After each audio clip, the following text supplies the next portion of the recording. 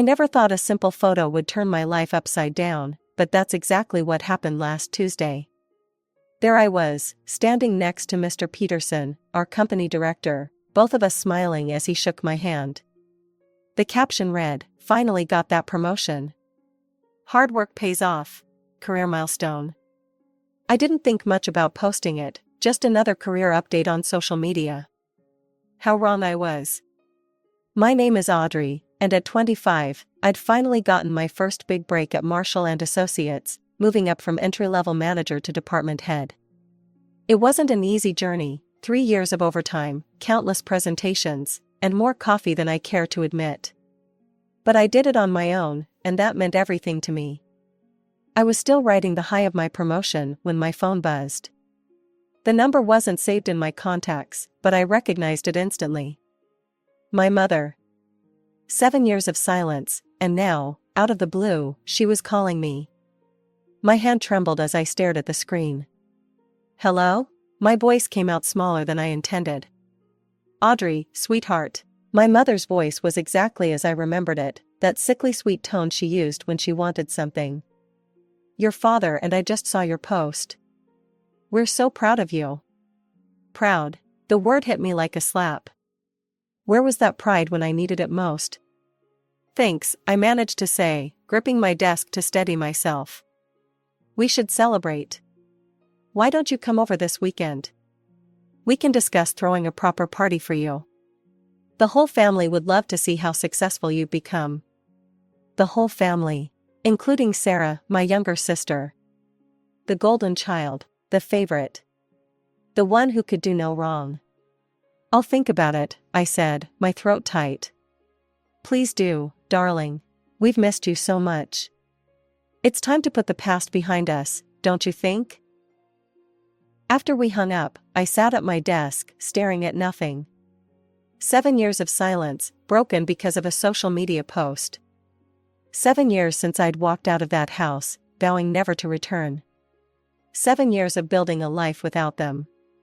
My hand brushed against the medical alert bracelet on my wrist, the one that warned about my peanut allergy. The same allergy that my parents had treated as an inconvenience, and Sarah had used as ammunition for her cruel jokes. My grandmother's words echoed in my mind, "Family is who treats you like family, not just who shares your blood." She'd been my real parent these past 7 years, supporting me through college, believing in me when no one else did.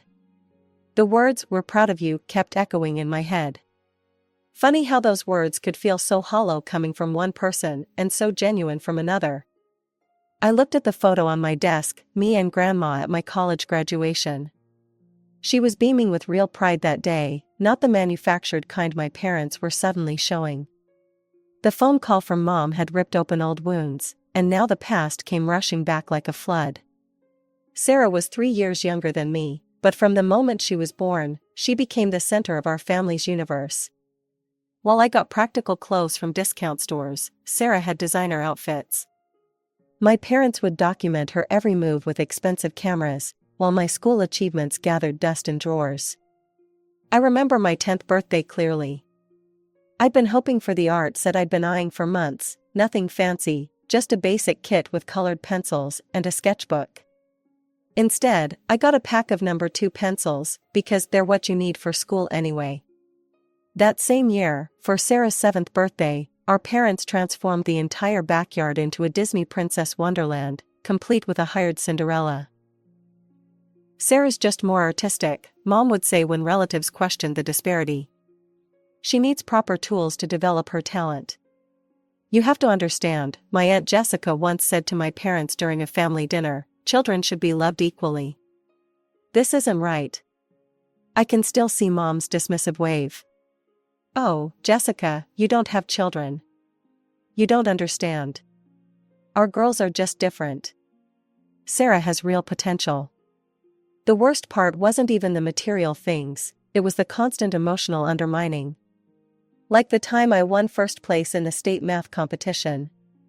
Instead of congratulations, Mom said, "That's nice, dear, but did you see Sarah's painting got displayed in the school hallway?" My grandmother saw through it all. "This isn't right, Margaret," she'd tell my mother. You're raising one child to be entitled and the other to feel worthless. Mom, please, my mother would respond with an eye roll. Sarah is gifted. Audrey is, well, Audrey is ordinary. We're just being realistic about their capabilities. Sarah learned quickly how to exploit her position. She'd break something and blame me, knowing our parents would believe her without question. She'd accidentally spill juice on my homework, then cry when I got upset, making me look like the bad guy. Once, she even told her friends they couldn't play with me because I was the boring sister. The day I got accepted into the advanced mathematics program at school, Sarah had a minor role in a school play. Guess which event my parents attended? I sat alone in the math classroom during the awards ceremony, watching other parents beam with pride at their children. My certificate was signed by my teacher and the principal, but my parents never even saw it. Your sister needs us more, Dad would say whenever I tried to express my feelings.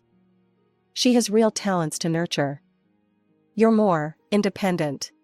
Independent wasn't a compliment, it was their way of justifying their negligence.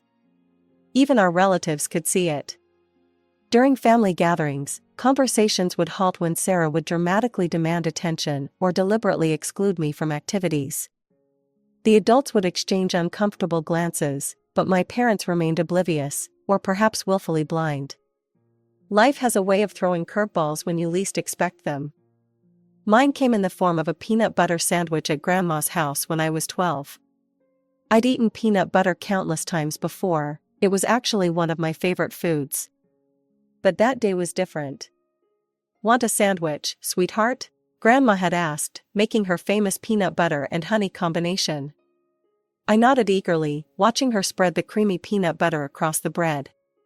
3 bites in, something felt wrong. My throat started to tighten, and breathing became increasingly difficult. I remember dropping the sandwich, my hands clutching at my throat. What happened next is still a blur in my memory. Grandma's quick thinking saved my life. She immediately recognized the signs of anaphylaxis and called 911. I remember her holding my hand in the ambulance, her voice steady but scared. Stay with me, sweetheart. Just keep breathing.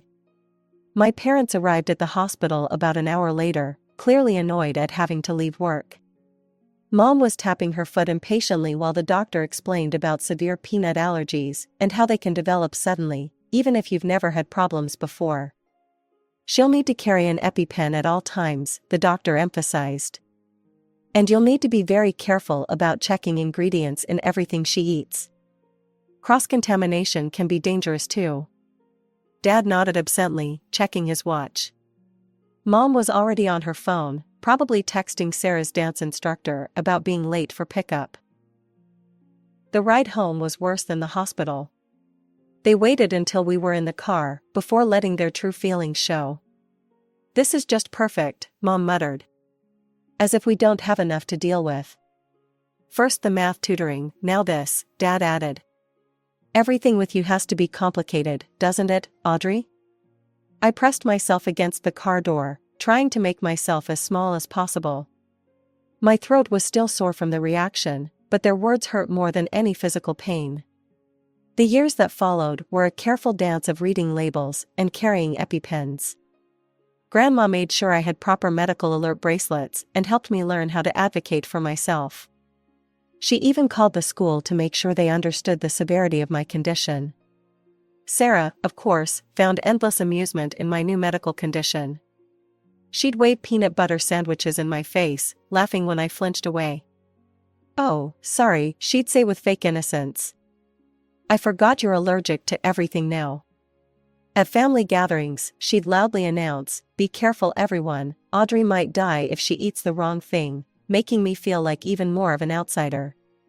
My parents never corrected her behavior, if anything, they seemed annoyed by my need for caution. I learned to pack my own meals, check every label 3 times, and never trust food I hadn't personally verified. It was exhausting, but it became my normal. My high school graduation should have been a moment of triumph. Full scholarship to Northwestern State University, I'd done it entirely on my own, maintaining straight A's while juggling part-time jobs and my constant vigilance about food allergies. The acceptance letter felt like validation for all those nights I'd spent studying while Sarah's music blasted through the walls from her bedroom.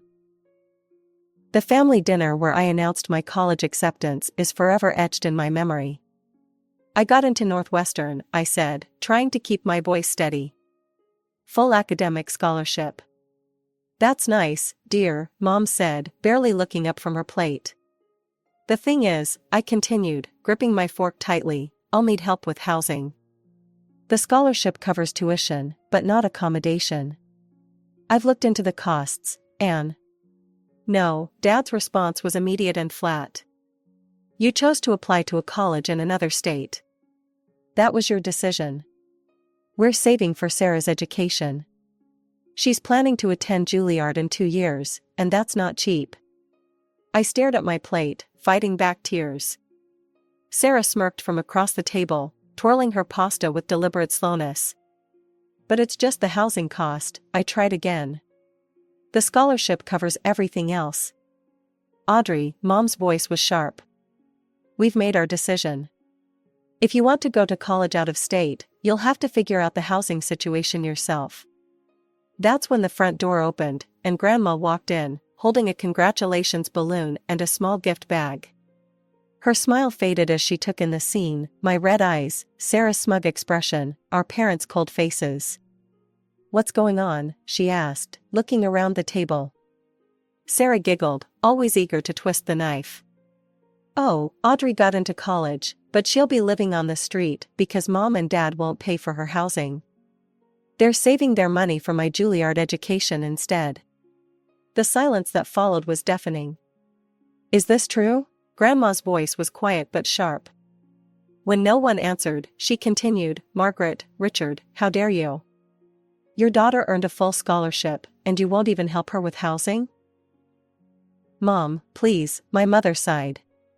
"Sarah's education." "Sarah's education?" Grandma's voice rose. "What about Audrey's education? What about supporting both your children? And you," she turned to Sarah, who was still wearing that satisfied smirk, "you're becoming a cruel, spoiled child. I'm ashamed of how you're behaving." Sarah's face crumpled, and she burst into tears, her usual tactic when things didn't go her way. Mom and Dad immediately rushed to comfort her, shooting angry glares at Grandma and me. "This is exactly what we mean," Mom snapped. "Audrey and you, Mom, you're always causing problems.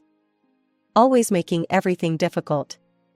Something inside me snapped. Without a word, I stood up and walked out of the dining room.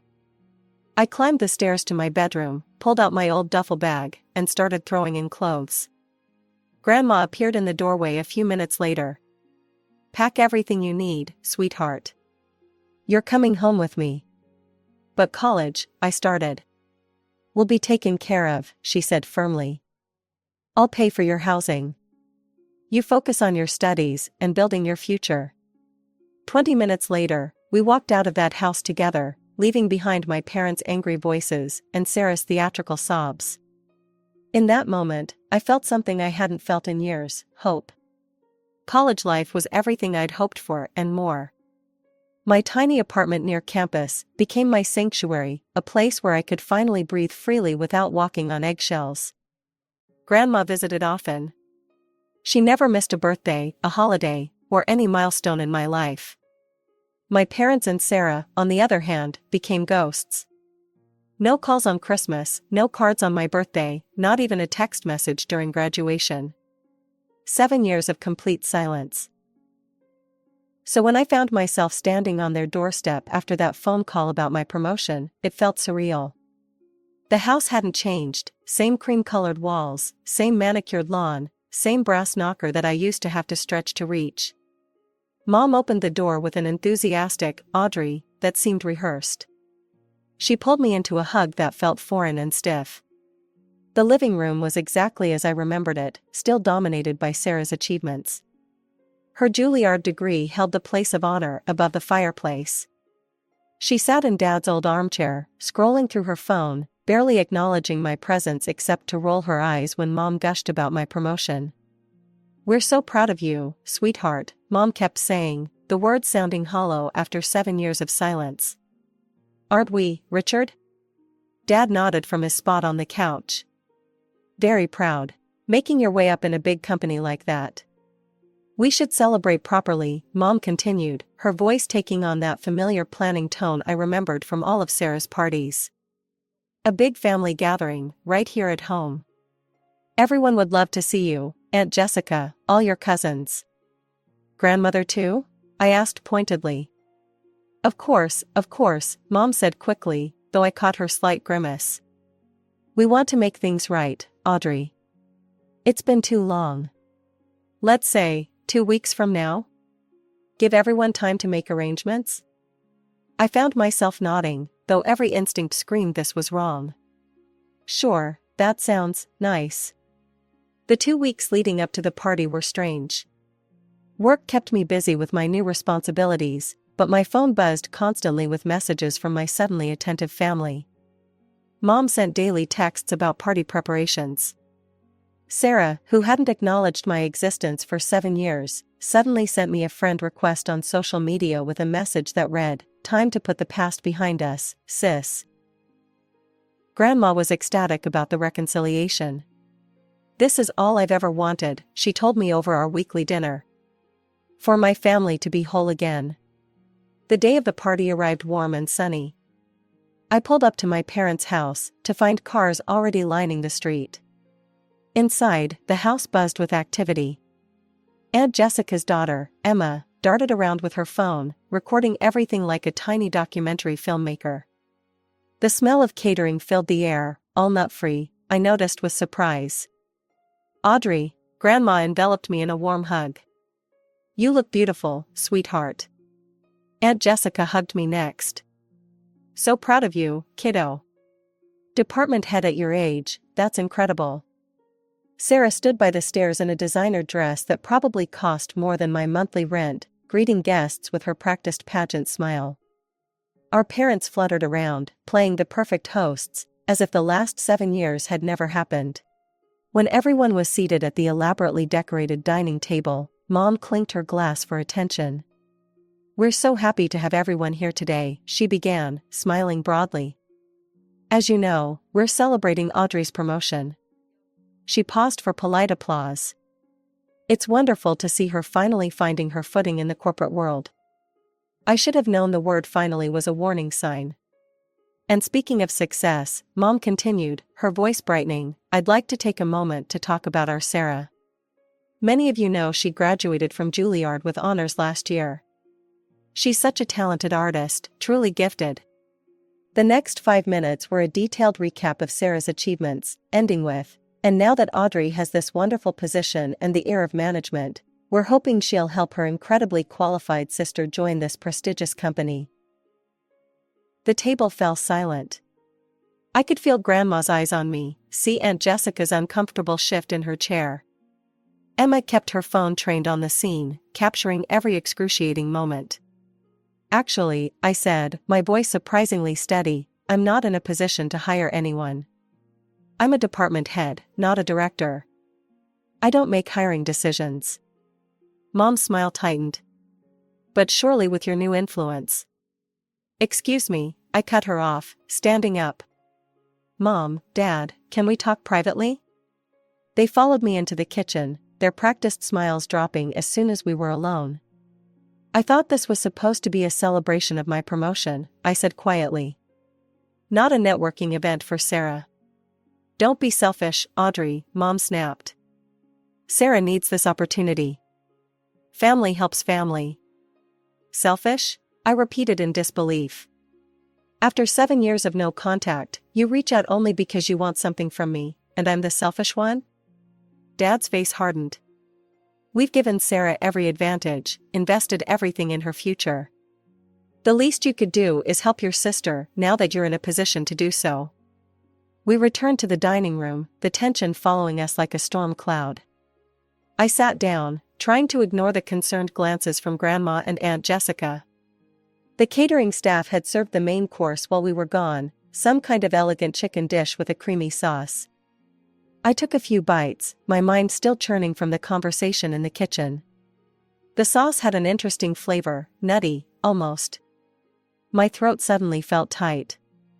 A familiar panic gripped me as I realized what was happening. Peanuts, I managed to gasp, my hand already fumbling for my purse and the EpiPen inside. There's Peanuts. The room began to spin. I could hear chairs scraping, voices raising in alarm. Grandma's voice cut through the chaos, "Someone call 911." Everything after that became a blur of sounds and shadows. The last thing I remember was the feeling of my throat closing and Grandma's hands gripping mine. I woke up to the steady beep of hospital monitors. My throat felt raw, my body heavy. Grandma sat beside my bed, her face drawn with worry and exhaustion. "Oh, thank God," she whispered when she saw my eyes open. "We almost lost you, sweetheart. The doctors said it was one of the worst anaphylactic reactions they've seen." I tried to speak, but my throat was too sore. "Don't try to talk yet," Grandma said, squeezing my hand. "You've been out for several hours. The EpiPen and the paramedics barely got to you in time." I managed to rasp out, "How? The food, they knew." Before Grandma could answer, Aunt Jessica burst into the room with Emma close behind. Emma clutched her phone, her young face uncharacteristically serious. "Audrey," Aunt Jessica's voice shook with anger. "There's something you need to see." "Emma, show her." Emma stepped forward, her hands trembling as she held out her phone. "I was recording everything at the party," she said quietly. "I got this when you were in the kitchen with your parents." The video showed the dining room from an angle near the dessert table. I could see myself leaving for the kitchen with my parents.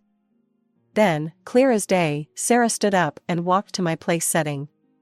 She reached into her designer purse, pulled out a small jar, and quickly stirred something into my food. The smirk on her face was unmistakable. "That's peanut butter," Aunt Jessica said, her voice hard. "Your sister deliberately put peanut butter in your food, knowing full well about your allergy." I stared at the phone screen, watching the scene play out again. Sarah, my own sister, had tried to. "She could have killed you," Grandma's voice broke. She knew exactly what she was doing. The four of us sat in stunned silence, watching the damning evidence again and again. The casual way she'd done it, the slight smile on her face as she stirred the peanut butter into my food, it was calculated, deliberate. I left the hospital against medical advice, driven by a mix of rage and disbelief. The video on Emma's phone felt heavy in my pocket, she'd sent it to me before I left. When I pulled up to my parents' house, my hands were shaking on the steering wheel. They were all in the living room, Mom, Dad, and Sarah. Acting as if nothing had happened, as if I hadn't nearly died at their dinner table hours earlier. "What are you doing here?" Sarah asked, barely looking up from her phone. "Shouldn't you be in the hospital, being dramatic?" "I know what you did," I said, my voice surprisingly calm. "I know you put peanut butter in my food." Sarah's head snapped up, her face a mask of outrage. Mom jumped to her feet. "How dare you accuse your sister?" she spat. "Haven't you caused enough problems?" I pulled out my phone, pulled up the video, and pressed play. The room fell silent except for the damning evidence playing on the screen, Sarah, methodically stirring peanut butter into my food, that self-satisfied smirk on her face. The color drained from Sarah's face. Then, incredibly, she laughed. "Oh come on, it was just a prank. You're always so serious about everything." "A prank?" My voice shook. "I could have died. Do you understand that? The doctor said I barely made it." "Oh, please," Mom waved her hand dismissively. "You're being melodramatic. Sarah was just having a bit of fun." "Fun?" I stared at them in disbelief. I had anaphylactic shock. My heart nearly stopped. "Listen carefully," Dad's voice turned cold.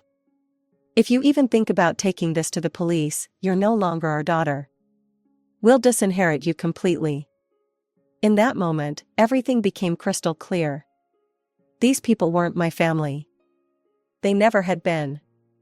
I walked out without another word, got in my car, and drove home. My hands were steady now. I knew exactly what I needed to do. Sitting at my computer, I uploaded the video to my social media. Below it, I wrote, "Today I learned what family truly means. And these people are not it."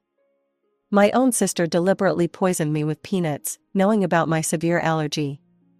My parents called it a prank. This is the last time I will ever call them family. The response was immediate and explosive. Relatives I hadn't heard from in years commented in shock and outrage. Aunt Jessica shared the video, adding her own scathing commentary. Friends and colleagues expressed horror and support. My parents and Sarah fought back in the comments, calling me an attention seeker, claiming it was all a misunderstanding. But the video spoke for itself. The next morning, I walked into the police station and filed a formal report. That afternoon, my parents' lawyer delivered a formal document. They were officially disowning me and removing me from their will. Sarah posted a tearful video about how I was destroying the family with my lies. But I wasn't alone. Grandma called me that evening. "I've spoken to my lawyer," she said firmly. "I'm cutting them off completely. You're my only heir now, Audrey.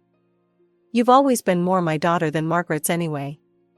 I sat on my couch that night, reading the flood of messages, support from real family members, from friends, from colleagues. My phone buzzed with a text from Emma, "You're still my favorite cousin. Mom says you can come over for dinner anytime." 7 years ago, I'd walked away from a toxic family. This time, I was running toward a real one. Sometimes the family you're born into isn't the family you're meant to have. Sometimes you have to build your own. This story is titled, "My Parents Pretended I Didn't Exist, so I Made Sure Everyone Forgot About Them." Hey everyone, I've been holding this in for a long time, but I guess I finally need to let it out. I'm Lila, 24 female, and the youngest in a family of 5. Honestly though, I might as well have been a guest in my own house, because I always felt like I didn't belong. My parents made it pretty clear who their favorites were, and it wasn't me. My older brothers, Ethan and Nathan, got all the love and attention growing up. Ethan, the oldest, was basically their pride and joy. He was smart, charming, and the one they bragged about at every family gathering. Ethan's taking this amazing internship. You get the picture. Nathan, on the other hand, was the golden boy in a different way. He was the sporty one, the life of the party, the guy everyone liked. He had trophies lining the shelves in his room, and my parents loved showing them off to anyone who walked through the door. And me? I was just Lila, the quiet kid in the corner, the "oh, you're here too" child. It wasn't like they were mean to me, they just didn't care enough to notice I existed half the time. I first started to realize how different things were when I was about 9. I have a core memory where one day school let out early because of a storm. Everyone else had their parents rushing to pick them up. I waited and waited, clutching my bag, staring out the window as one by one, the kids left. I was the last one there. The janitor came over eventually and asked if my parents were on their way. I remember saying, "They must be stuck in traffic." I waited another hour, and when it started to get dark, I gave up. I walked home, soaked to the bone, because I didn't even have an umbrella. By the time I got there, my shoes were squishing with every step. When I opened the door, my mom was sitting on the couch, flipping through a magazine. She didn't even look at me. "Oh, you're back. Dinner's in the fridge." That was it. No. "Why are you soaked?" Or, "I'm sorry we forgot you." Nothing. It wasn't just one bad day, though. Stuff like that happened all the time. My parents forgot to pick me up from school so often that my teacher started offering to drive me home. She'd ask, "Do you want me to call them?" I always said no because honestly, what was the point? Birthdays weren't much better. My mom would throw these parties, but they weren't for me. She'd invite her friends and their kids, not mine. I remember one year, I overheard her talking to a friend on the phone. She said, "Lila doesn't really have friends anyway." I was standing in the hallway, and it hit me so hard that I went back to my room and stayed there until the party was over. Ethan and Nathan weren't much better. Ethan loved teasing me about everything. If I brought home a good grade, he'd laugh and say, "What do you want, a medal?" Nathan was the cool one, so he barely acknowledged me unless it was to roll his eyes or tell me to stop being so annoying. The worst part was that everyone outside the family thought we were perfect. My aunts would gush about how lucky I was to have such a supportive, rich family. Lucky? Are you kidding me? By the time I got to middle school, I thought that if I wanted attention from my parents, I'd have to do something big. So I joined clubs, started working harder on my grades, and signed up for every after-school activity I could. I thought maybe, just maybe, if I excelled at something, they'd notice me. It worked, sort of. They'd say stuff like, "Good job," but it was always in passing, like they were checking it off a list. Meanwhile, Ethan was going on about his plans for college, and Nathan was racking up more trophies. Compared to them, I felt like an afterthought. One year, I made the honor roll, and the school sent home a certificate. I was so proud of it that I taped it to the fridge, thinking my parents would see it and say something. The next day, it was gone. My mom had replaced it with one of Nathan's soccer schedules. Even when I tried to confront them about it, it was like talking to a wall. I remember asking my dad why they never came to my school events. He said, "We're busy, Lila. You know that." "Busy doing what? You went to Ethan's debate last week," I fired back. He just shrugged. "Ethan's competitions are a big deal. Besides, we can't be everywhere at once." I didn't even bother responding. By the time high school rolled around, I had pretty much given up on trying to compete for their attention. Instead, I focused on building something for myself. I threw everything into academics and worked my ass off, but this time to impress only myself. It paid off. I became valedictorian of my class. I thought maybe finally, this would be the thing that made them proud.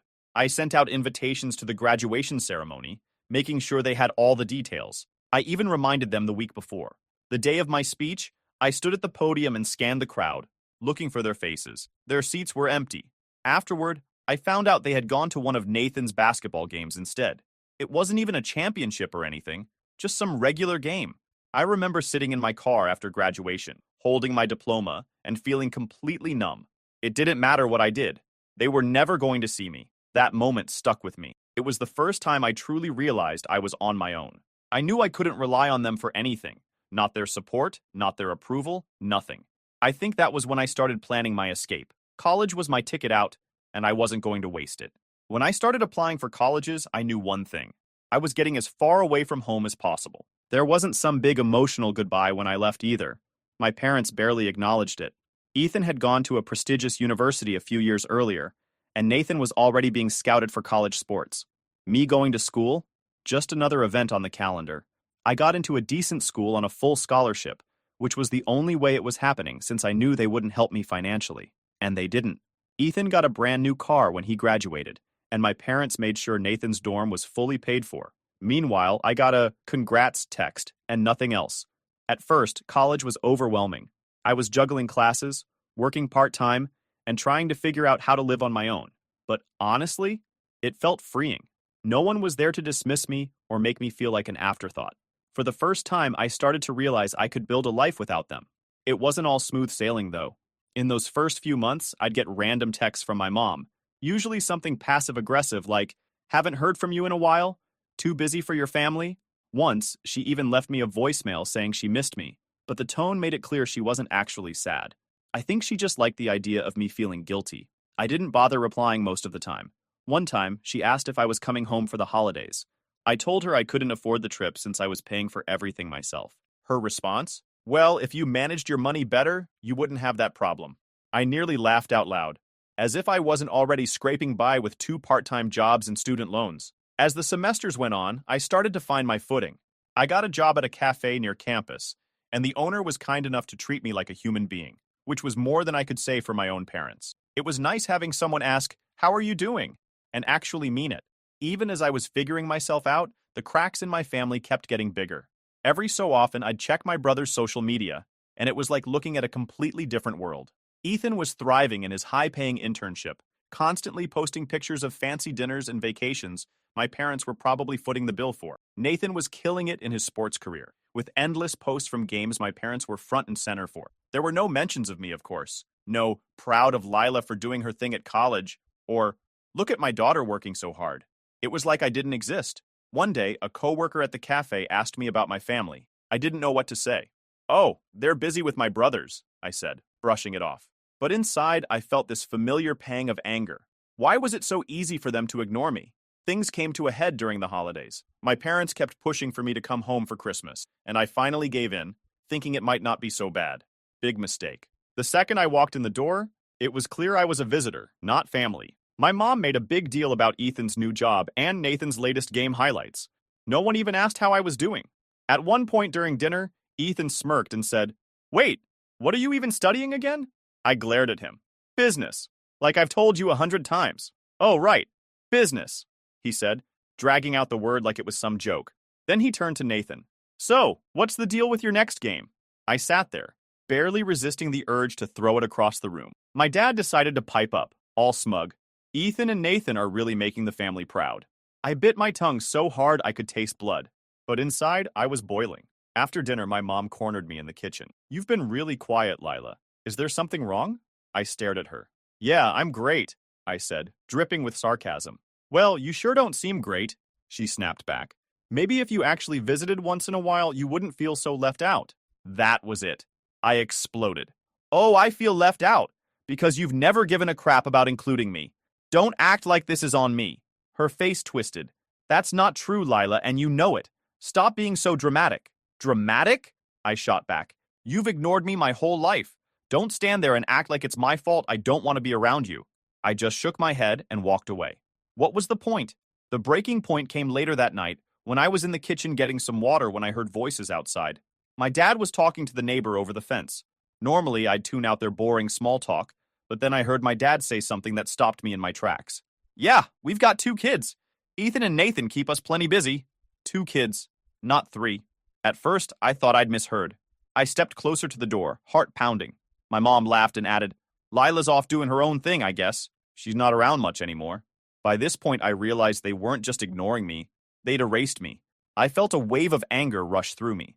Before I could even think it through, I yanked the door open and stepped outside. My dad and the neighbor looked up, startled. 2 kids, huh? I said, my voice shaking. Guess I don't count anymore. My dad blinked, clearly caught off guard. Lila, it's not what you think. Don't, I cut him off. I heard you. You don't even acknowledge me as your kid. What kind of parent does that? The neighbor awkwardly mumbled something about needing to head home and scurried away. My dad turned to me, his face hardening. Lila, you're being dramatic. You're always off doing your own thing, so what do you expect us to say? What do I expect? I was shaking from anger. I expect you to remember I exist. I expect you to care, even just a little, about my life. But I guess that's asking too much, huh? My mom sighed. Like I was the one being unreasonable. Lila, you're overreacting. You're so sensitive about these things. I laughed bitterly. Sensitive? You've ignored me my whole life, and now you're pretending I don't exist, and I'm the sensitive one? Lila, stop this, my dad said. You're being ridiculous. We've always supported you. Supported me how exactly? You didn't even pay for my college. You show up for every one of Nathan's games, brag about Ethan's job to everyone. But what have you done for me? Name one thing. Neither of them said a word. They just stood there, looking at me like I was the problem. But I was done. Completely, utterly done. You know what? I said, stepping back toward the door. Forget it. You don't have to pretend anymore. You've made it pretty clear where I stand. I'm leaving, and don't bother calling me, because I'm not coming back. My mom rolled her eyes and said, Oh, come on, Lila. Stop making a big deal out of everything. I didn't even reply. I went inside, grabbed my things, and walked out. That night, I drove back to my apartment in silence, replaying the whole thing in my head. Part of me felt a twinge of guilt, wondering if I'd overreacted. But then I reminded myself of everything that led to this point. The years of neglect, the empty seats at my graduation, the complete lack of care. This wasn't me overreacting. This was me finally standing up for myself. When I got back to my apartment, I sat on my bed for a long time, staring at my phone. There were a couple of missed calls from my mom, but no voicemails, no texts, not even an attempt to apologize. That was the moment I knew it wasn't just about leaving physically. I had to cut them out of my life completely. I unfriended them on every social media platform and updated my emergency contacts. If they didn't want me in their lives, I'd make sure they weren't in mine either. But even that didn't feel like enough. After everything they'd done, I needed people to know the truth. So I did something I never thought I'd do. I went on Reddit. I wrote a post detailing everything, the years of being ignored, the missed events, and that final confrontation. I laid it all out, raw and unfiltered. I didn't name names, but I included enough details for people to understand just how bad it was. I didn't think much of what would happen next. I was just venting, getting everything off my chest. But by the next morning, the post had blown up. Hundreds of comments, thousands of upvotes, and messages flooding in from strangers telling me they'd been through similar stuff. Some people were horrified by my parents' behavior. Others shared their own stories of being overlooked or ignored by their families. I didn't feel like I was the problem. It was validating in a way I can't even describe. I wasn't invisible anymore, not to strangers at least. The attention gave me a weird sense of confidence. I decided I wasn't going to just sit in silence and let my parents sweep this under the rug like they did with everything else. If they wanted to pretend I didn't exist, I'd make sure the whole world knew exactly who they were. I decided to dig up the receipts. I went through old emails, texts, and even pictures. I found a photo from my high school graduation with the glaringly empty seats where my parents were supposed to be. I found a text my mom had sent me after I got accepted to college that just said, "Good for you. Let us know if you need anything," which was laughable because they didn't lift a finger to help. I posted an update to my Reddit thread with all of it, screenshots, photos, and more details about what happened that night I left. The post exploded even more. People were furious on my behalf, calling my parents out as textbook narcissists and praising me for cutting ties. The support was overwhelming. Strangers were telling me I'd done the right thing, that I was brave for walking away. Some even said my post had inspired them to finally stand up to their own toxic families. Then suddenly my parents found out, and they didn't stay silent. Hell no, they went straight into attack mode. My mom was the first to pounce. She left this voicemail, her voice fake sweet, but absolutely seething underneath. "Lila, we need to talk. This post you wrote is causing serious issues, and I just can't believe you'd air family problems like that. Call me back." I deleted it. Out of nowhere, Ethan decided to chime in with an email that made my blood boil. "You're humiliating the family," he wrote, like he was lecturing me from a podium. "This is immature and you're blowing everything out of proportion. Take the post down and apologize to mom and dad." Apologize? For what? I didn't even bother wasting my time replying. And just when I thought it couldn't get worse, Nathan shot off a text. "What are you doing? This is making everything harder for everyone. Just stop already. Harder for everyone? Are you kidding me?"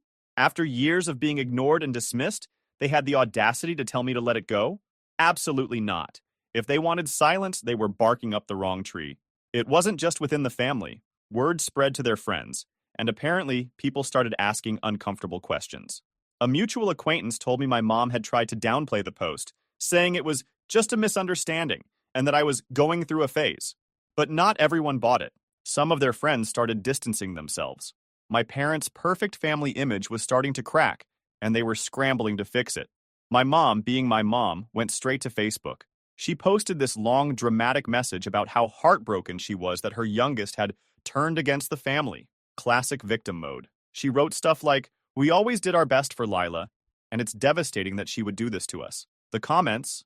A total mixed bag. Some people blindly rallied behind her with nonsense like, "You're such a good mom. She'll come around." But others, they weren't buying her act. Someone straight up called her out. "Why doesn't Lila visit anymore? There must be a reason." I couldn't stop laughing when I saw it.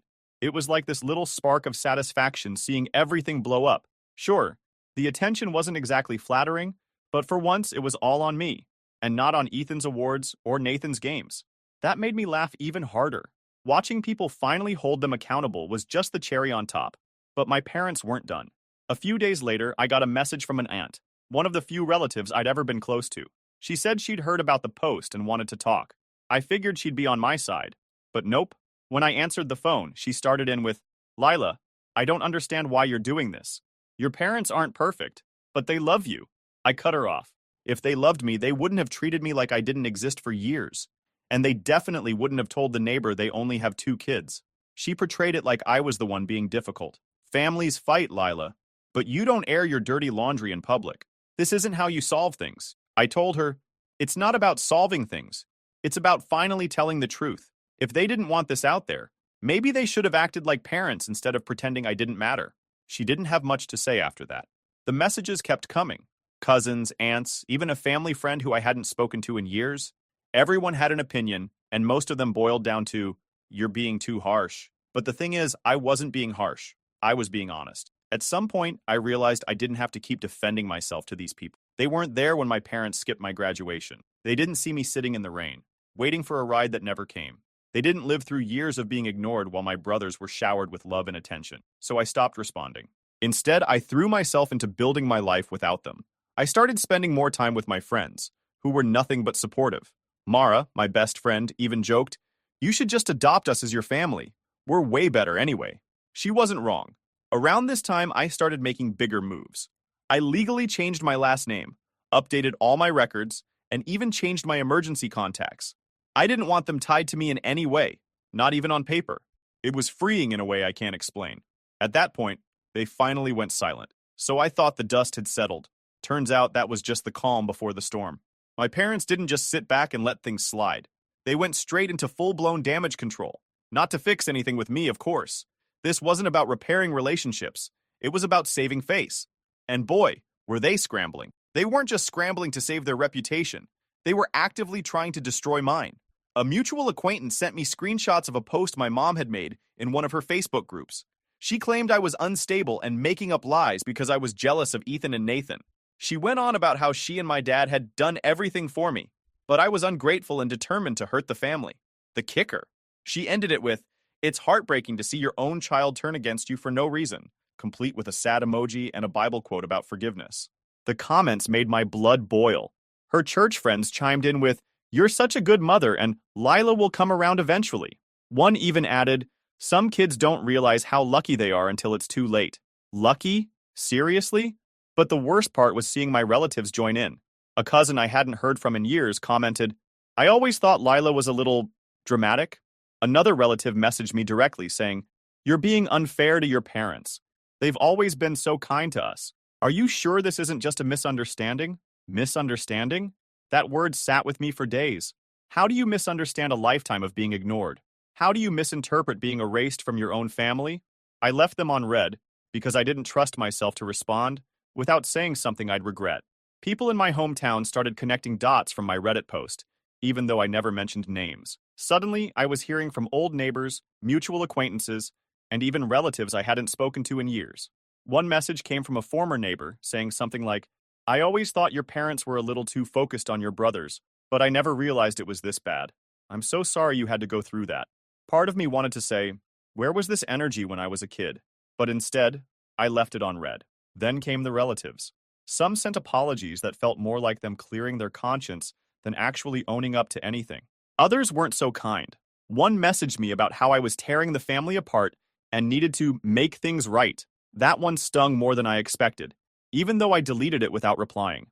As much as I didn't want to care, it hurt to lose some of my extended family. A cousin I'd been close to growing up sent me a long text saying, "I just don't know if I can be in the middle of this, Lila.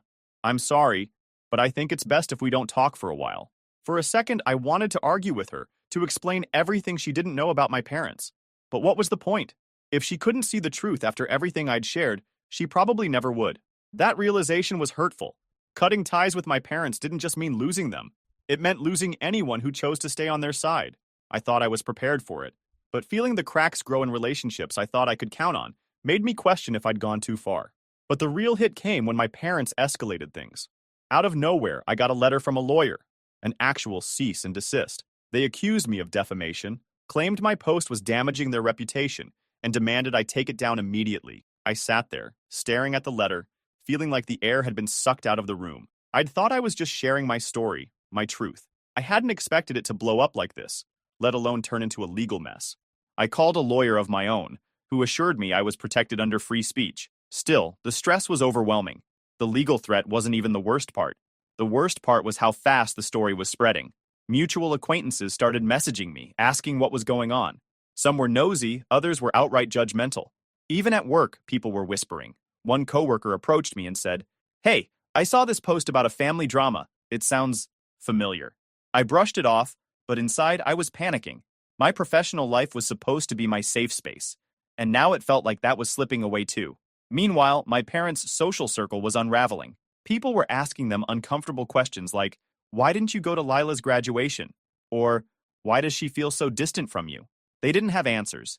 And from what I heard, some of their closest friends were starting to pull away. But instead of reflecting on their actions, they doubled down.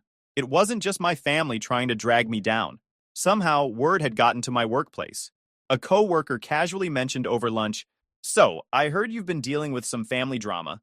That Reddit post was a lot." My stomach dropped. "How did you even find that?" I asked, trying to sound unfazed. She shrugged. "Someone shared it in a group chat. Honestly, some people think it's a little intense. But hey, you do you." For the rest of the day, I couldn't stop wondering how many people at work were whispering about it. Every time I caught someone glancing at me in the break room, I wondered if they thought I was the unstable daughter my mom was painting me as. What had felt empowering at first was now starting to feel like a grenade I'd pulled the pin on without thinking. Then Ethan, of course, sent another email. Shorter this time, but just as infuriating. "You're humiliating us. Take the post down before you make things worse." And Nathan, ever the peacemaker, tried a softer approach with a text. Can we talk? This is getting out of hand. I didn't reply to either of them. They weren't reaching out because they cared. They were reaching out to protect their own image. But honestly, I started questioning if I'd done the right thing. The post had felt empowering at first, like I was finally taking control of my story. But now? Now it felt like everything was spinning out of control. I wasn't just exposing the truth, I was caught in the fallout. My parents had always been masters at controlling the narrative, and even though I'd flipped the script, they were fighting tooth and nail to regain that control. My friends tried to reassure me. Mara pulled me aside one day and said, "You don't have to go through this alone. We've got your back."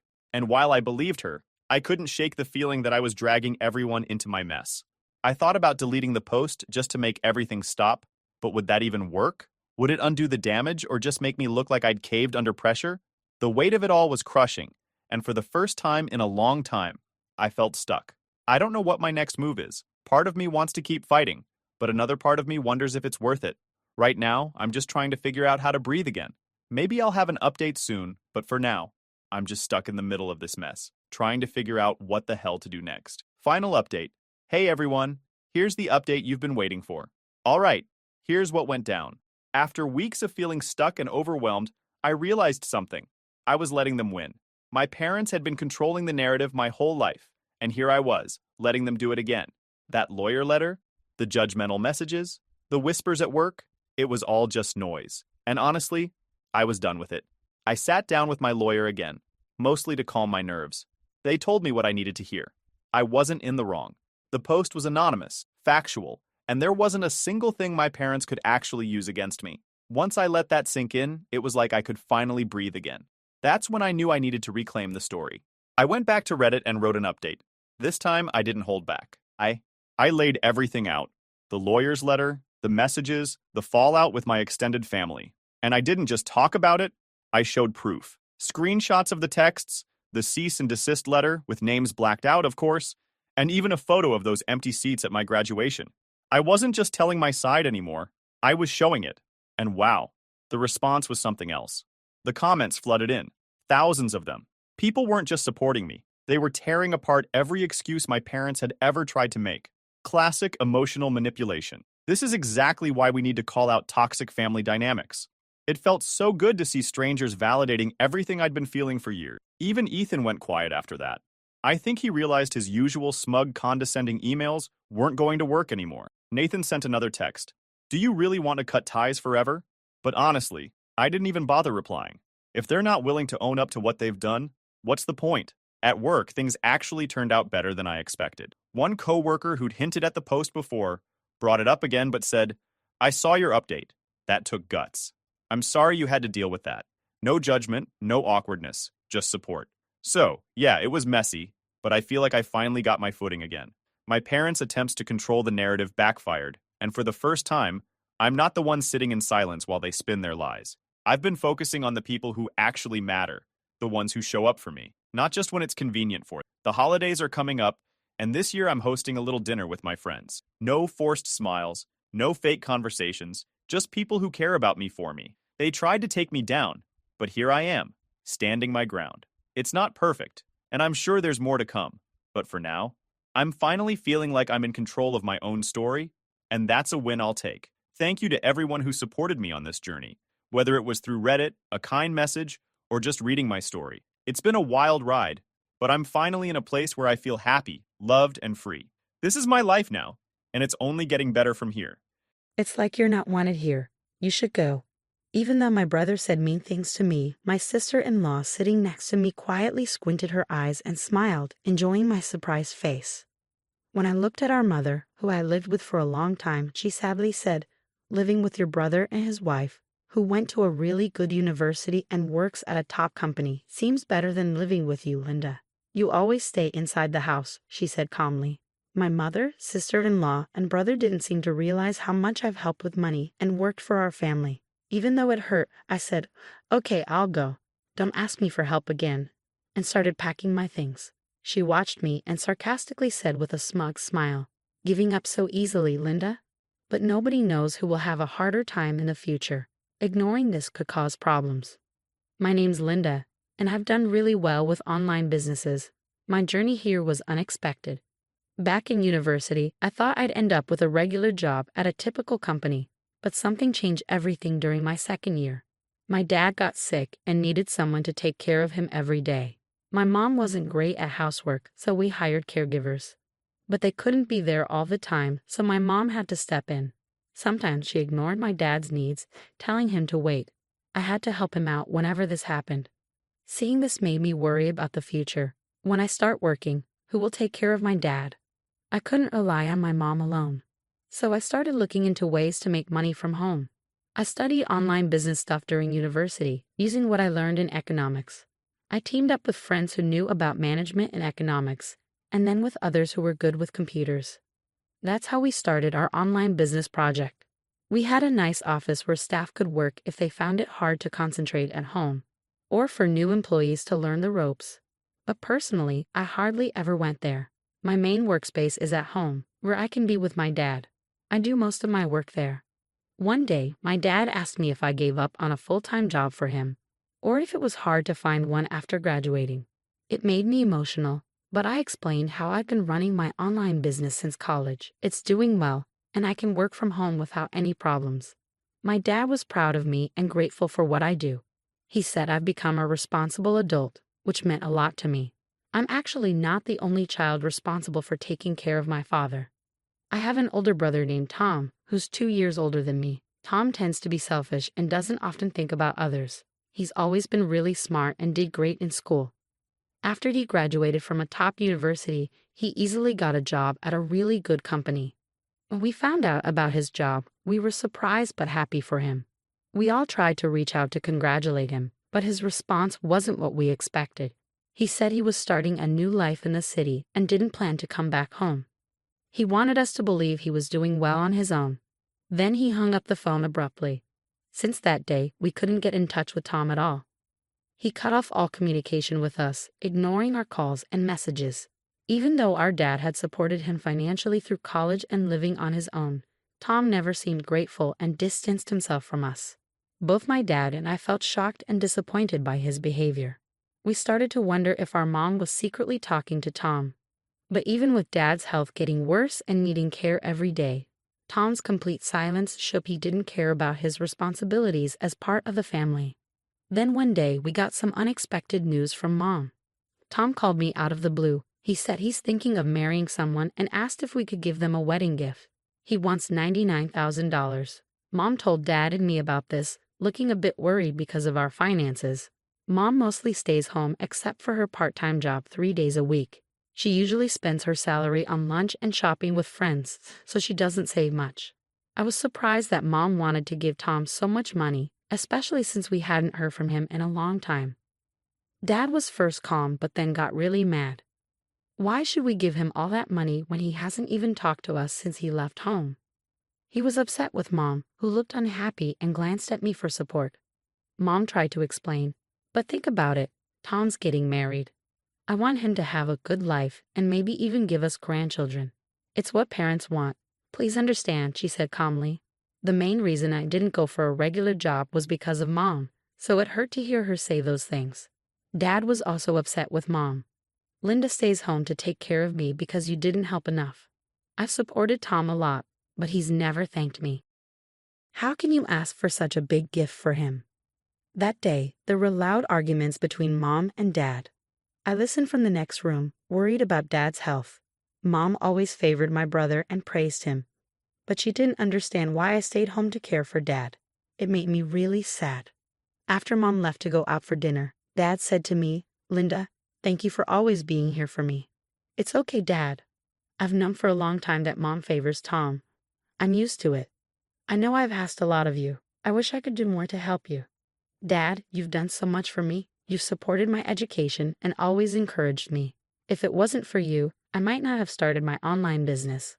My father's smile brought me some comfort, but I couldn't understand why Mom, who had such a caring father, acted so selfishly. And my brother, who hadn't talked to us for years, suddenly asking for a big wedding gift was hard to swallow. But the most shocking thing happened shortly after. One morning, I found my father wasn't moving. I called an ambulance, but it was too late. He had passed away. Many people came to his funeral to pay their respects, showing how loved he was. Normally, the wife would arrange the funeral, but Mom said she was too busy and left it all to me. She was always on her phone, seeming more concerned about that than about Dad's passing. I felt angry and unsupported. I focused on arranging the funeral to give Dad a proper send-off. Then something surprising happened. My brother showed up at the funeral with a woman in a flashy dress. He was dressed casually, which wasn't right for the occasion. Everyone was shocked, but Mom greeted him with a smile. "I'm glad you're here, Tom. Now your father's inheritance will be ours," Mom boldly stated. The atmosphere in the hall changed completely after Mom's sudden statement. Everyone was shocked and confused. "Honestly, I don't think Linda should expect any inheritance. She's been at home taking care of Dad," Tom said loudly, with a hint of sarcasm. I was surprised and sighed deeply. He must have known about our family situation and Dad's health from Mom. But Mom seemed to ignore the fact that I contributed a lot to our family's finances and whether there was actually any inheritance from Dad, who needed care. Dad used to have a good job, but making such comments at a funeral was disrespectful. The funeral felt gloomy and tense. "Should we leave now, Tom? We'll get the inheritance anyway," Mom said, pulling on his arm. As soon as I saw the woman with my brother, I knew she was his wife. She had a similar vibe to Tom, and I figured she must have a personality like his to marry him. I wished they would leave soon. Surprisingly, even Mom seemed to agree with them. "Shall we go get sushi?" she said, and the three of them left. Other relatives were also surprised. Some spoke out in shock, but I suggested, "Let's stay composed for Dad's sake." I kept my irritation to myself and carried on with the funeral. Returning home, I found a messy dining table with 3 boxes of sushi, likely ordered for delivery. From the living room came the sound of voices and laughter. Mom, Tom, and his wife Jessica were having a good time, drinking. "Hey, you're late, Linda. Can you make some snacks and grab more alcohol?" my brother asked. I was shocked by their insensitivity, especially during Dad's funeral. It seemed they didn't realize their behavior was wrong, even with the shocked looks from other relatives.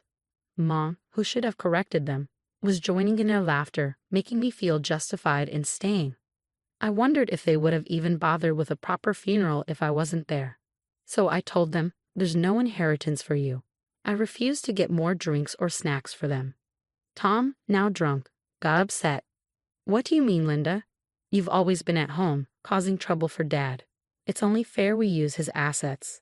Considering that Tom relied on Dad for all his college expenses, I couldn't understand why he felt entitled to Dad's assets. It frustrated me to see him act like he didn't owe Dad anything. "Isn't this house Dad's?" Tom asked. "As the eldest son, it should be mine. Why is Linda, who does nothing all day, living here?" Mom and Tom seemed to agree.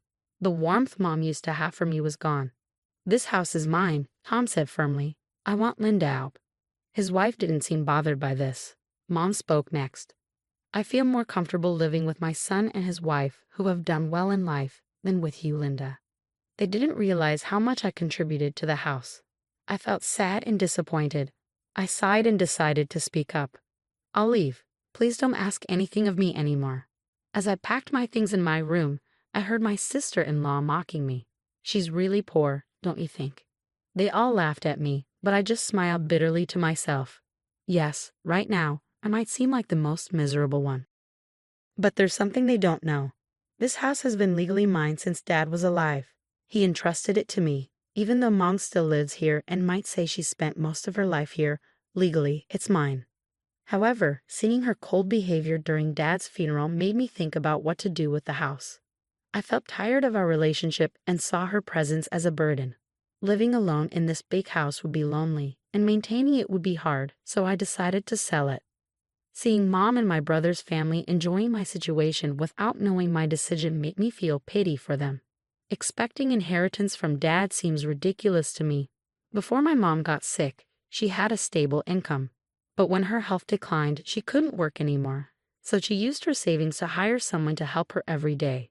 She spent her savings on daily expenses, and even when Dad got sick and needed more care, Mom kept spending like usual, so her savings dwindled. When I realized Dad's savings were gone, I started giving $3,000 each month to help with household expenses. Mom did the housework but wasn't good at managing money. When Mom went shopping, she often bought expensive things impulsively, even if we didn't need them. She didn't pay attention to sales or budgeting. She used the money she earned from her part-time job for her hobbies and fun stuff. She also took more money than needed for daily expenses to enjoy herself. Dad felt bad about it. In the end, the money he saved was spent by Mom. As I prepared to leave the house, I withdrew all the money I had been giving for household expenses. I couldn't bear to let my mom keep using it. The next day, something unexpected happened. "Did you take the household money, Linda?" Mom's voice came through the phone one quiet morning. She sounded surprised and a bit upset. "Mom, what household money?" "Dad's savings. Those were all gone when I checked." "Did you forget that you used them up?"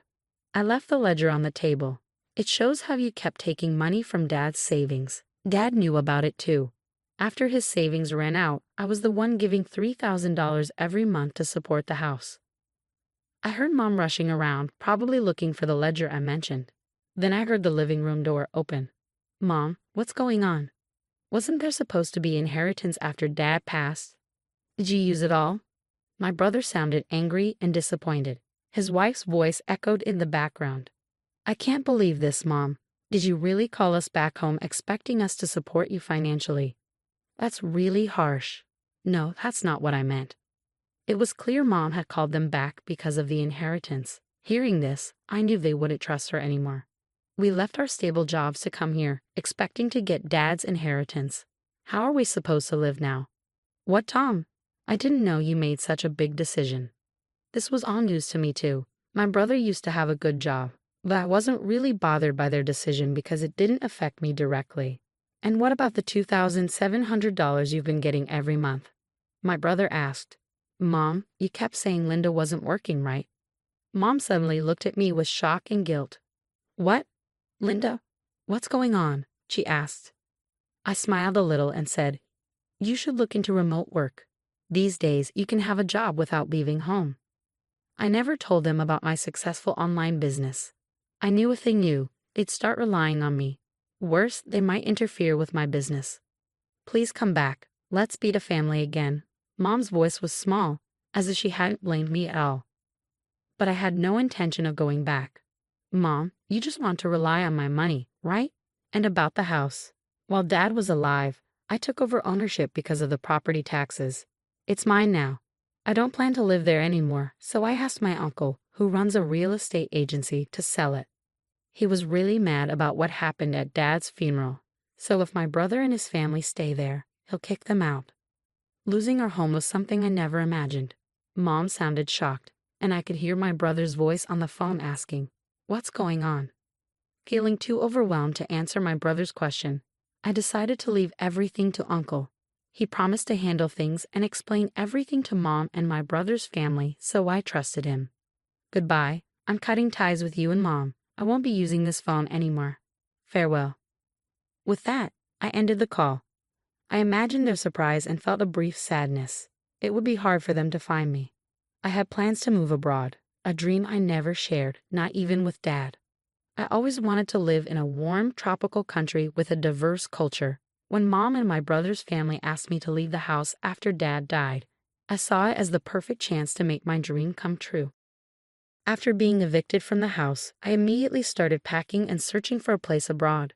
I wanted somewhere quiet near the beach, so I focused on finding the perfect spot. Now I'm living alone in a short-term rental apartment close to the city center with good transportation links, which is great for getting ready for my move abroad. With my brother, his wife, and Mom busy looking for a new place to live after the eviction, they probably haven't had time to think about me. By the time I heard they were cramped in a small apartment, taking up part-time jobs to get by, I was already settling into my new life abroad. My uncle hired a detective agency to discreetly monitor them. They found out my family was struggling financially, still spending beyond their means and even borrowing money from risky lenders. If things continue like this, they might face even more trouble with debt collectors. I've cut ties with them and avoided getting involved. It's unlikely I'll ever see them again after everything that's happened. So there's this moment where Jessica suddenly realizes something about her sister. She thinks her sister is kind of sad and unlucky, and then she gets this idea. What's the idea? Well, just wait and see. Jessica, wearing a fancy wedding dress, starts talking to everyone around. She even grabs a microphone. Then she says loudly to all the guests, "Does anyone want to marry my sister? She's not super smart, and she's getting older, you know?" After saying this, Jessica's sister gives her a sneaky smile. But she doesn't realize how rude Jessica's words are. The room suddenly feels weird, and people start whispering. Some of them look at Jessica with disapproval. But Jessica doesn't notice any of this. She grabs the microphone again and tells her sister, "Come on, you have to make yourself sound better. There are lots of good-looking doctors here. Don't you get what you've done wrong?" Suddenly, something big happened. A woman named Emily Nichols, who's 29 years old and works a regular job, spoke up. She's not particularly striking in looks, just ordinary. But she has one interesting thing about her. She became a lawyer after finishing middle school. Emily has a sister named Jessica, who's 2 years younger. Jessica is pretty and outgoing, so their family always favored her. Emily, unlike Jessica, isn't noticed much. She's just average in looks and style. Plus, she's not very charming, so she didn't get much love from her family or relatives. At home, she felt ignored and often got treated coldly. She couldn't compete with Jessica's natural charm, which got all the attention from their parents. Instead of love, Emily got harsh treatment. I tried really hard in school, hoping my family would notice me even just a little bit. But no matter how well I did, I could never beat my sister. Eventually, I got tired of trying so hard to be loved by my family. I decided to focus on something else instead of seeking their affection. I threw myself into studying, telling myself I'd find my own value. Studying hard made me feel more sure of myself, and I started to see good results. I hoped that one day my parents would praise me for my academic achievements, so I kept studying late into the night during middle school. I always got the highest grades in my class and did better than everyone else in tests. But my parents never praised me. Instead, they seemed disappointed if I didn't get almost perfect scores in every subject. They'd say things like, "Being at the top isn't enough. You need to be perfect in everything." Even if I got a 95% in a tough test, they'd still say it wasn't good enough. My mom's voice was like ice, sharp and cold. She always had something to say about my grades, making excuses feel useless. "Are you trying to show off these less than perfect grades?"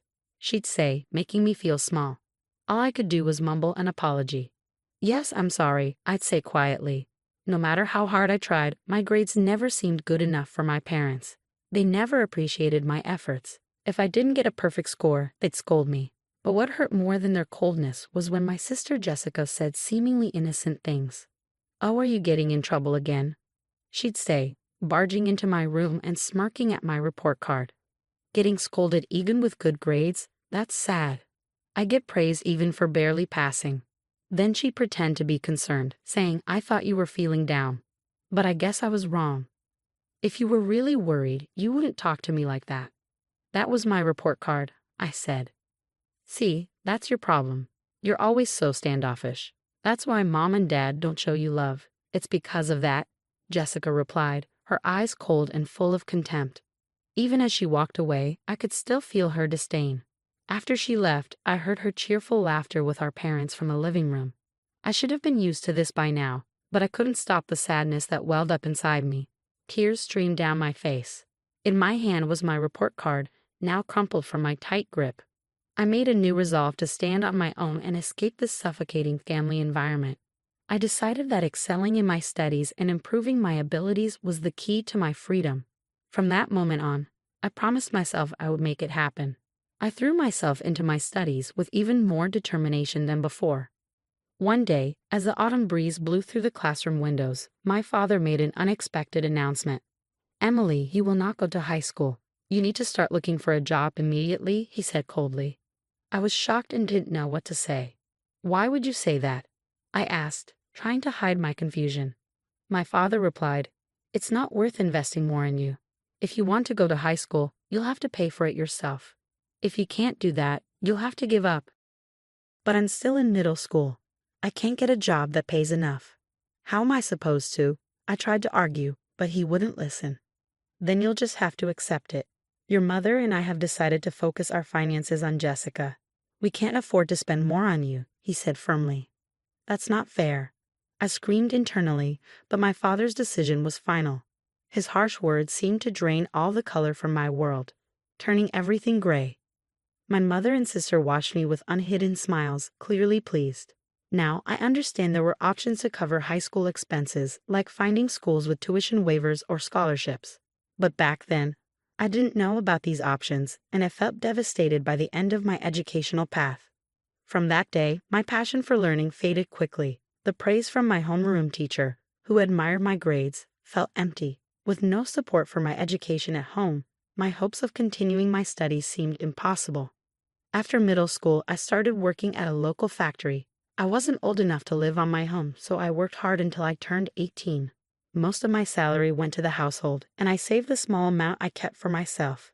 Those days were tough, like crawling through an endless tunnel. On my 18th birthday, I finally left that house. I left a single letter for my family and, with a firm decision in my heart, walked away from the home that was now just a memory. After I left, it was as if I never existed to my family. They didn't call or write. At first, living away from them was painful, and I felt very lonely.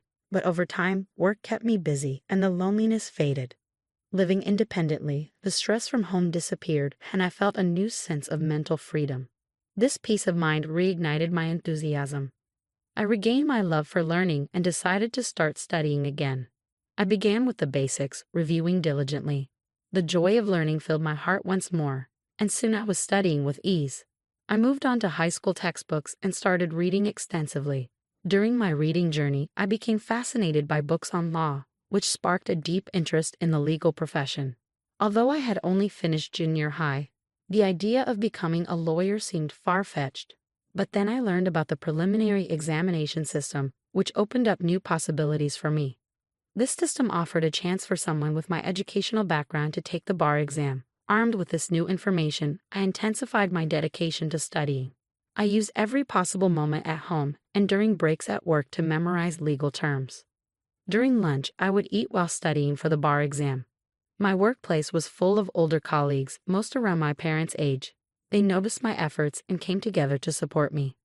At the age of 23, I passed the bar exam. After that, I left my long-term job at the factory and got a position at a top law firm. After about 4 years of training there, I opened my own law practice. Now, I am a legal consultant for a hospital and I feel content. Yet sometimes, I wonder how my parents would react if they knew I became a lawyer. I think about whether I would finally meet their expectations. Despite this, I have not shared anything with them. In my heart, I believe I will continue not to reach out to them. However, an unexpected reunion with my family came sooner than I anticipated. One evening after work, I came home to find a message on my phone from my younger sister Jessica saying she was getting married. Jessica is getting married, I murmured to myself. My sister, now 27, was engaged to a doctor. The notification said her wedding was next month, and they wanted me to attend. Despite the long period of estrangement from Jessica and my parents, I hesitated to meet them.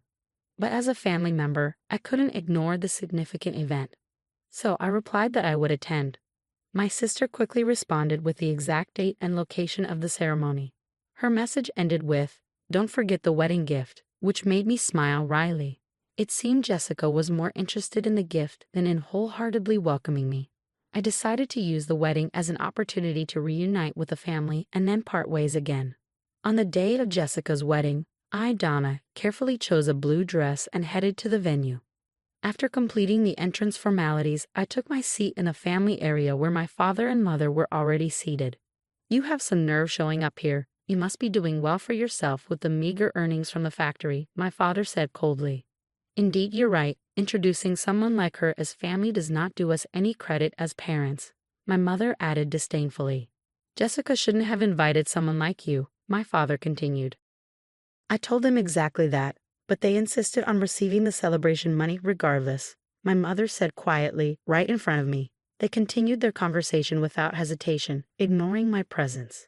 This was my reality. I had a faint hope that sharing my side of the story might bridge the gap between my family and me, but it was quickly shattered.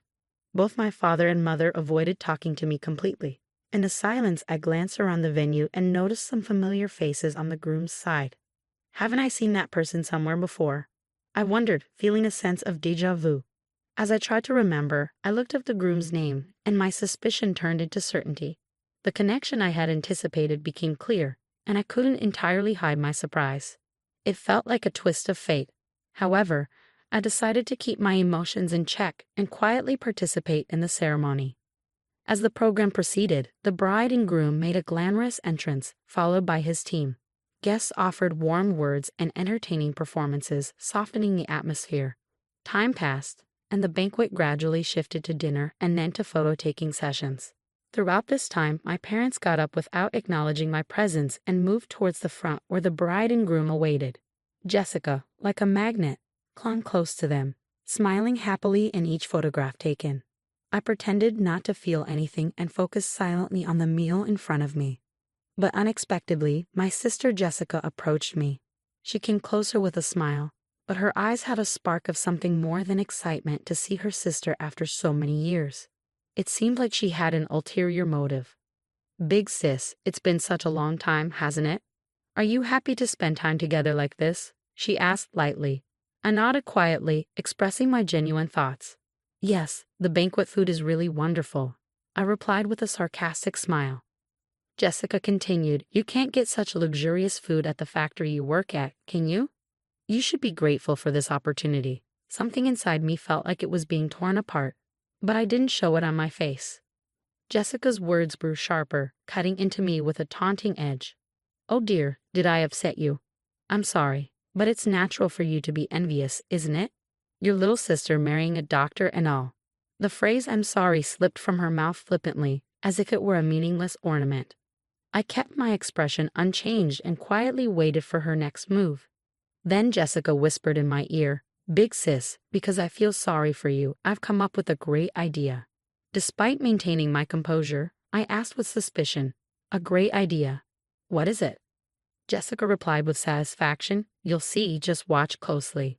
Adorned in her elegant wedding dress, she gathered the attention of everyone around as she received a microphone from the staff. Suddenly, she announced loudly to the guests, "Ladies and gentlemen, you may not be aware, but my sister is here. She may not have the highest education or be the youngest, but if there is anyone kind-hearted enough, could you please take her under your wing?" My face turned red in an instant. "What are you saying, Jessica?" I exclaimed, unable to hide my shock and embarrassment. Jessica continued even louder. "Although she doesn't earn much and leads a modest life, is there someone here who can brighten my sister's future?" As everyone's attention focused on me, Jessica seemed to be relishing my confusion, sporting a smug smile. Then something unbelievable happened. Jessica's disrespectful behavior escalated, and shockingly, even our usually gentle parents joined in. "Please treat her kindly." Their careless comment was the last straw for me. Rage surged inside me. How far will they go to satisfy their desire to ridicule someone? Especially at a moment of happiness? I couldn't believe it, but it was time for them to face reality. As the atmosphere in the venue shifted and murmurs grew, Jessica, unaware she was once again the center of attention, cheerfully took the microphone, calling out, "Emily, look, there are so many doctors gathered here. It's your chance." I remained silent, but my solemn gaze conveyed a strong will. "This is the end for you," I thought. Jessica, confused, could only respond with, "Heh." I approached her calmly, saying, "You'll understand soon just how terrible your actions have been." As Jessica tried to make an excuse, the groom suddenly raised his voice to address the venue. "Wait, please. Why are you leaving your seats?" His voice captivated everyone. Looking towards him, it was clear that all his colleagues from work were standing up, heading for the exit. Even as the groom tried to stop them, a dignified man who seemed to be the hospital director spoke to him firmly. "The recent remarks of the bride were so unpleasant that I'm in disbelief. I apologize, but we can no longer stay here. We will take our leave now." The groom rushed to stop the hospital director, offering to take responsibility for Jessica's words and actions. "Please wait. I admit her words were inappropriate. I'll speak to her directly and ensure she undergoes a serious change in awareness." However, the hospital director explained the seriousness of the situation and revealed information about me that the groom was unaware of. "The problem isn't just that. Do you know what kind of person her sister is?" The groom, confused, admitted he knew nothing about me. "Eh? No, I only met her sister for the first time today, and all I've heard was that she worked in a factory after graduating from middle school." The hospital director couldn't hide his irritation at the groom's ignorance. Don't be ridiculous. Her sister is a respected lawyer and also serves as the legal advisor to our hospital. The groom was shocked to learn this, indicating he had no idea I was the hospital's legal advisor. The lawyer is our hospital's advisor. Not only the groom, but also my sister, parents, and other guests were left speechless. I was contracted as the legal advisor to that hospital, which was where my sister's future husband worked. The reason the groom looked familiar was because I had seen him several times at hospital events. Other guests likely realized this too when they saw me. My sister's inappropriate comments only made things worse, prompting the hospital director to openly express his outrage. Although the groom himself is a member of the hospital's medical staff and has no direct relation to me, to the hospital director and other staff, the legal advisor is of significant importance. The groom's face turned even redder, and he stepped toward his sister, raising his voice in reproach. "What on earth is this? Because of your carelessness, my reputation is now tarnished." The groom reproached Jessica, his tone filled with indignation. Jessica stumbled over her words for a moment, then defended herself like a bewildered child. "It's not like that. I truly had no idea that my sister was in such a prestigious position." Growing more indignant, the groom continued to chastise Jessica for her ignorance. "Ignorance is no excuse. And how can you speak so lightly and disrespectfully of your own sister? As a human being, your behavior is at the very bottom. You've truly lost sight of what's valuable." Desperately trying to elicit some understanding, Jessica pleaded, "Wait a minute, listen. I have a good reason." However, the groom, unwilling to hear her explanation, declared decisively, "The withdrawal from the marriage itself. I have no interest in hearing your excuses. Our marriage discussion ends here." Shocked by his words, Jessica collapsed on the spot as if her soul had left her, her complexion turning deathly pale. Then, in a fit of anger, the groom and the guests disappeared from the wedding hall. As I was about to leave, I heard a desperate cry from my sister behind me. "Please help me, Emily." But I didn't let her cries sway me. Confronting her with a stern tone, I said, "Help you say? Why should I do such a thing for you? The situation you're in now is the result of your own actions. Trying to get a laugh with a joke that mocks others and then playing the victim when it fails is pathetic. I can't accept it." Jessica, confused and anxious, pleaded, "Why are you being so harsh? If you had known about my success as a lawyer," I replied calmly but firmly, "why didn't you bother to contact me? In fact, I was planning to end our relationship after this wedding, but seeing your unfortunate end, I'm somewhat satisfied. You must be disappointed that your engagement to a doctor has been called off. Well, you better work hard to find your next prospect." With those words, I left the venue with dignity. From afar, I could hear the critical voices of my sister and parents. Everything went as expected, and my sister's marriage was no more. The parents, who had believed a secure future was guaranteed through my sister marrying a doctor, expressed their anger towards her for the first time. Amidst the chaos, my sister, always pampered, couldn't bear their anger and sought solace with a broken heart. But I turned a blind eye to her pleas, devoid of sympathy. I never answered her calls, despite her repeated attempts, and I cut off all contact with the family. I heard that my sister had quit her job, now unemployed, estranged from our parents, and spending her days isolated at home. As for me, I am enjoying a very satisfying life both professionally and personally, leading a peaceful existence without major problems. Although my relationship with my family has been rocky, I am grateful for the strong support I receive from colleagues and friends. This contented life isn't just luck, it's the result of years of self-improvement and hard work. There were challenging days, but overcoming each obstacle has brought me to where I am today.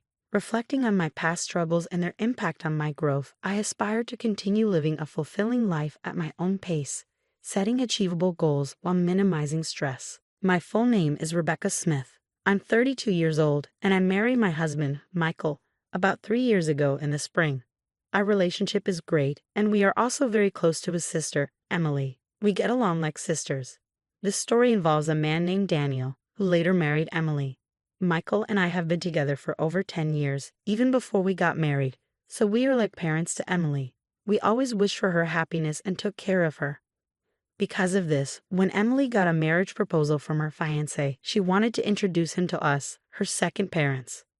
"I want to introduce my fiancé to you both," she told us. That moment was very special for us as a couple. We felt so happy because Emily, whom we love like a daughter, was finding her partner and working towards a happy future. It was a joyful moment for both me and Michael, and our hearts were full of happiness. Finally, the day came. Emily brought Daniel, her chosen partner, to meet us. Daniel seemed to be around my age, maybe 32. He was 5 years older than Emily, which made me realize she likes older men. I watched him quietly and was impressed by his solid appearance and calm attitude. However, I noticed Daniel kept glancing at me. Did he want to say something to me? Was there something about me that bothered him? Or was it just a coincidence? These questions popped into my mind. I quickly checked my clothes and hairstyle for any issues, but found nothing wrong. Maybe realizing it was rude to stare, Daniel quickly looked away. In the end, we couldn't understand why he was watching me so closely, but Michael and I decided not to worry about it. We went on to introduce ourselves and started chatting with Emily and Daniel, who were sitting across the table from us. "Please take good care of my younger sister," was a classic phrase exchanged, and Michael responded with a smile, "Emily, I'm trusting you to him." Saying this, he'd entrusted Emily's future happiness to Daniel. This created a warm and friendly atmosphere at the gathering, easing the initial tension of our first meeting. At one point, Michael asked Daniel a question he was curious about. "Daniel, may I ask where you work?" I was very interested in his answer and listened carefully. Daniel answered proudly, puffing out his chest. "You might have heard of it. I work at TE Company, which is growing very rapidly right now." "TE Company? Is that the famous game development company?" "Yes, that's correct. I actually started working at TE Company last year, but I didn't leave my old job because I didn't like it. TE Company approached me directly because they valued my skills highly, so it's like a promotion for me. Don't worry, I didn't start as a regular employee." Hearing this surprising story, both Michael and I were amazed. I couldn't help but widen my eyes, and our gazes met. Seeing our shocked reactions, Daniel seemed satisfied that he had made an impression, and he spoke with even more pride. "That's why I want you to trust me completely with Emily. I'm climbing the career ladder quickly at TE Company, and I'm confident that I'm progressing faster than most. Even though I started at a regular level, my salary will increase rapidly, and I'll move up in the company quickly, so please don't worry." When I heard what Daniel said, I was so surprised that I couldn't speak. TE Company is super famous, and I know a lot about it. Michael probably knows about it too. But since he doesn't work there, he might not know all the details. I think both Emily and Michael know that TE Company is really well known in the industry, but it seemed like neither of them expected Emily's fiancé, Daniel, to move up the ranks so quickly after joining. I didn't expect it either. Some parts of Daniel's story made me feel a bit uneasy, but I decided to believe him since he talked about being recruited by TE Company and climbing the career ladder really fast. As we talked about other things, I was curious to know how they met and got together. They said they met through a friend they both knew. Daniel was looking for someone special but didn't want to go to matchmaking events, so he met Emily through a friend he trusted. Emily wasn't actively looking for a boyfriend, but she decided to meet Daniel when her friend suggested it. "I really like how Daniel always makes me smile. His clumsiness is kind of cute too," Emily shared. Hearing them talk about their feelings was like hearing something really sweet. Even though we weren't eating anything sugary, their closeness and love for each other were really clear. But there was something that bothered me. As they were leaving our house, Daniel and Emily were talking about bringing rice and gifts. While they were busy with that, Daniel came up to me a bit separately and asked suddenly, "Hey, do you maybe not remember me?" His question caught me off guard, and I couldn't help but tilt my head in confusion. "Do you really not remember me?" he asked again, sounding doubtful. His face was handsome, but I couldn't recall any close friend named Daniel. I tried hard to remember, but I couldn't. Seeing me struggling to remember, Daniel sighed a little, looking disappointed. "Well then, let's exchange contact info, and please tell Michael later." I forgot to exchange contacts with him. I was shocked by his sudden informal tone. Even if we were close in the past, I couldn't remember it. And I couldn't recall being close with someone who would speak so rudely. Inside, I was full of questions like, who is he? What kind of relationship did we have? But since Emily was there, I didn't think it was the right time to ask or say anything, so I stayed quiet. After we exchanged contact info, I decided to text him to clear up my doubts. But before I could, he messaged me first, saying, "I'm surprised. The girl who used to sit quietly in the corner of the classroom in elementary school is married before me. Your face hasn't changed much since then, so I recognized you right away. Growing up, I lived far away, and in elementary school, I was teased by many classmates. Those memories are painful, so I moved away with my family for middle school. In the new city, I met Michael, a wonderful friend, and we became close. I'd rather not think about elementary school." His words surprised me, so I asked, "What do you mean?" I didn't want anyone to misunderstand, so I explained that Michael was involved in our messages. We agreed that Michael would be included whenever Daniel and I needed to exchange info. I didn't share my background or reasons with Daniel. After explaining, Daniel smiled warmly and asked, "Do you remember being called PU girl in elementary school?" The term PU girl had a specific meaning. It was used to tease me by my classmates because I was from a single-parent family. Even though we weren't really struggling financially, there was a time when other moms assumed we were just because my mom was a single parent. This rumor might have spread among the kids and led to the teasing. Because of this, and because my mom was considering taking legal action against the moms spreading rumors, I decided to move to a new place. Since then, I haven't heard that unpleasant nickname, which used to cause me so much trouble. But one day, I was surprised when a man admitted he didn't even know what the word poor meant. I calmly told him, "Please watch what you say. You're my sister-in-law's fiancé, and that's all. Please don't say things that don't make sense." After that, he didn't message me anymore. Maybe he took my words seriously and realized he shouldn't be rude. But watching all this, Michael seemed really uncomfortable with the way the man spoke, and his face changed quickly. What is that guy even thinking? It's like he doesn't realize he's talking to the sister-in-law of the woman he's going to marry, and bringing up stuff from elementary school and acting like nothing's changed. "That's just crazy," Michael said, his anger showing. Seeing Michael so upset, I tried to calm him down, saying, "Take it easy, take it easy." But I was also worried, so I called my mom right away and asked her to find a class photo from my elementary school days. I wanted to see if there was a classmate named Daniel in it. Mom quickly found a boy named Daniel and said on the phone, "Wasn't this Daniel the one who used to bully you the most?" Suddenly, I remembered everything I had forgotten. Daniel was indeed the main bully. Just to be sure, I asked Mom to send me the photo. Looking at it, he looked quite different now, bigger and chubby. That's probably why I didn't recognize him. After that, I decided to look into things further. A few months after our first meeting, I got a call from Emily, which was surprising after such a long time. "Rebecca, we haven't got your RSVP for the wedding invitation yet. Are you and your husband planning to come?" "What wedding invitation? We were really looking forward to it, but we never got it," I told her. Emily seemed surprised and said, "I definitely sent it. Maybe something went wrong. Anyway, I'll bring it to you tomorrow," she said, sounding very sincere. The next day, Michael and I got the invitation directly from Emily, and we told her we'd be there.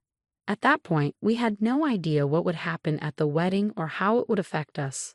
No one could have guessed what was coming next. On the day of the wedding, Emily looked stunning in her pure white dress, like an angel. I congratulated her with tears in my eyes, hoping for her happiness and ours too. But Daniel, the groom, quickly soured the mood. He pointed at me, surprising all of us. "Why are you here? I didn't invite you," he said, looking very displeased. It seemed like Daniel went out of his way to make sure Michael and I didn't get an invitation. This woman grew up with just her mom. When things got tough, she ran away. Maybe she had some money problems, and now she's with a rich guy thinking life will be easy. "She's living in a dream," he said. Despite not knowing anything about my past, Daniel falsely accused me. Michael, sitting next to me, clenched his fist in anger. But I told him to calm down. Daniel kept making false accusations against me. "I have an important job at a well-known company. Are you planning to use your connection as my sister-in-law to get money from me if I marry Emily?" he asked firmly. His friends were shocked and started getting excited. They must have the same narrow view as Daniel. I went to a staff member and asked for the microphone. Daniel looked like he expected me to say something emotional and illogical, but I stayed calm and said, "It's ridiculous that you, who can't even remember the face of your own company's president, call yourself an elite. Think carefully. If you want to cut ties with me, I'll be in the president's office tomorrow. We'll go through HR procedures. After handing back the microphone, I confidently returned to my seat with a calm demeanor.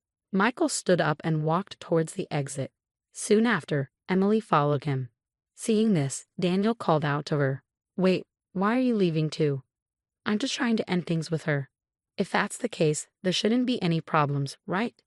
Not fully grasping the situation, Daniel spoke to Emily, who gave him a cold look. "You really don't know Rebecca, do you? She's the CEO of T Company. I respect and deeply admire her. I can't forgive you for insulting her. I'm ending this engagement right now. You've ruined such an important day. Be prepared." Shocked by Emily's firm words, Daniel was taken aback. Emily talked to the venue staff and removed her wedding dress. She told the guests that the banquet was over, and the wedding would now be a simple meal gathering. She made it clear that this wouldn't happen again and firmly blamed Daniel for the breakup. The next day, as I had promised, I calmly waited for him in the president's office. Two big, muscular employees stood beside me, ready to act if he tried anything during our talk. When he came in, he seemed confident at first, but that soon changed. He sat down and looked tense. His behavior, coming in without permission and not even greeting, was rude. It was clear he didn't understand the basic rules of the company. "No way. I can't believe you're really the president. This is unbelievable," he said. "If you did a little research, you'd find the president's info on our website. Didn't you check before coming?" I asked. "Well, there were some things." He trailed off. It seemed he hadn't taken my words seriously or bothered to find out the truth. Maybe he thought I was joking or lying in front of all those guests. I told him I'm considering terminating your contract. "What? You can't make such a quick decision over a small misunderstanding. I'll talk to the Labor Standards Inspection Office." He tried to persuade me carefully, but I calmly put a copy of his resume in front of him. "You lied about your education here, didn't you? And you claim to have skills you don't actually have, like Excel and video editing. Is that true?" "Well, about that," he started. "Falsifying information and providing false reports are valid reasons for us to terminate an employment contract," I told him directly. He looked surprised at my statement. In fact, I had a strange feeling about him since our first meeting. Afterward, I checked everything thoroughly. Normally, our company doesn't use headhunting methods. Even if we do, I personally meet and interview recommended candidates. But I don't remember having a deep conversation with Daniel. He joined through our regular hiring process and started as a regular employee. He claimed to be aiming for promotion and said he was skilled with certain software, but he actually wasn't. That's why he never got promoted. His self-assessment was very high, and I found that suspicious, so I looked into his attitude. He was lazy at work and seemed content just to be part of the company. I tried to help him improve, but he didn't change. Now that he's broken off his engagement with Emily, there's nothing special between us. He continues to act unpleasantly, making me uncomfortable, so I see no reason to be lenient with him. I promptly asked Daniel to leave the company. Since he had only been with us for less than 6 months, there was no need to consider severance pay or handing over specific duties over such a short time. "Can't you help me out as an old friend?" he pleaded. But I coldly replied, I don't see any reason to continue our relationship, and arranged for other staff to handle his immediate departure. It seems he was hoping for financial help from his father, but because of the outrageous rumors he spread, that didn't happen. There's a past incident where my mother sued for defamation, and Daniel's mother was the victim. My father paid compensation for damages once before.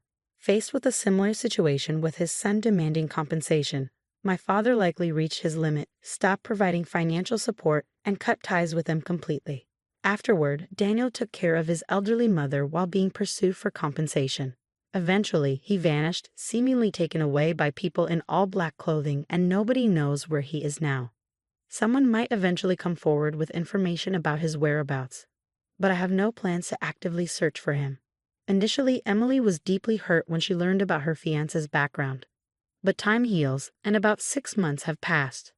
She's starting to see it positively, saying it's probably best we didn't get married. Lately, her smile has returned, and she's even looking for a new partner. Seeing her happier again, Michael and I are truly relieved. They're even talking about having children now. This story is titled, "Gave Mom an Expensive Gift for Her Birthday, but She Threw It Away," called me a failure. So I took back the gift and told her what was inside the box. Now she won't stop calling. Hi, everyone! Before we dive in, a quick favor. If you enjoy content like this, please hit the subscribe button. It's free, supports the channel, and make sure you never miss out on amazing videos. Alright, let's get started. Hey guys, 30 female, thought about posting this a million times, but it always felt like too much to unpack. As I'm thinking about everything happened, I think I was too young to understand how fragile life really was. I mean, when you're a kid, you just assume everything stays the same. But sometimes it just takes one day, one moment, to flip everything on its head. That morning felt ordinary. I was 12 and Dad, already dressed for work, ruffled my hair. "Morning, Ellie. Ready for school?" he asked. "Yeah, I guess," I mumbled, half asleep. Mom sat at the table, glued to her tablet, barely acknowledging him as he kissed her cheek. "See you later, Jen," he said, but she only muttered, "Uh-huh." They hadn't been talking much lately, like they lived in separate worlds. As I grabbed my backpack, Dad smiled. "Dinner's on me Friday. You pick the place." I grinned, thinking about my favorite pizza spot. It was the last time I saw my dad. The day went on like usual. I sat through classes doodling in my notebook instead of paying attention.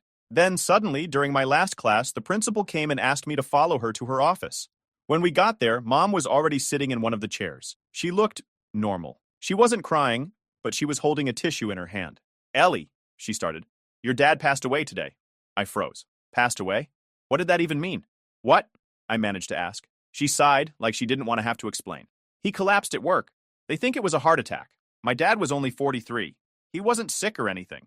He was strong, always lifting heavy stuff at work and going on hikes with me during the summer. How could he just not be here anymore?" Mom leaned over and patted my back awkwardly. "I know it's hard," she said, like she was reading from a script. "We'll get through this." That night, the house felt emptier than ever.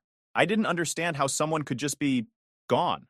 One minute he was there, drinking his coffee and cracking jokes, and the next, he wasn't. I couldn't sleep, so I wandered downstairs to get some water.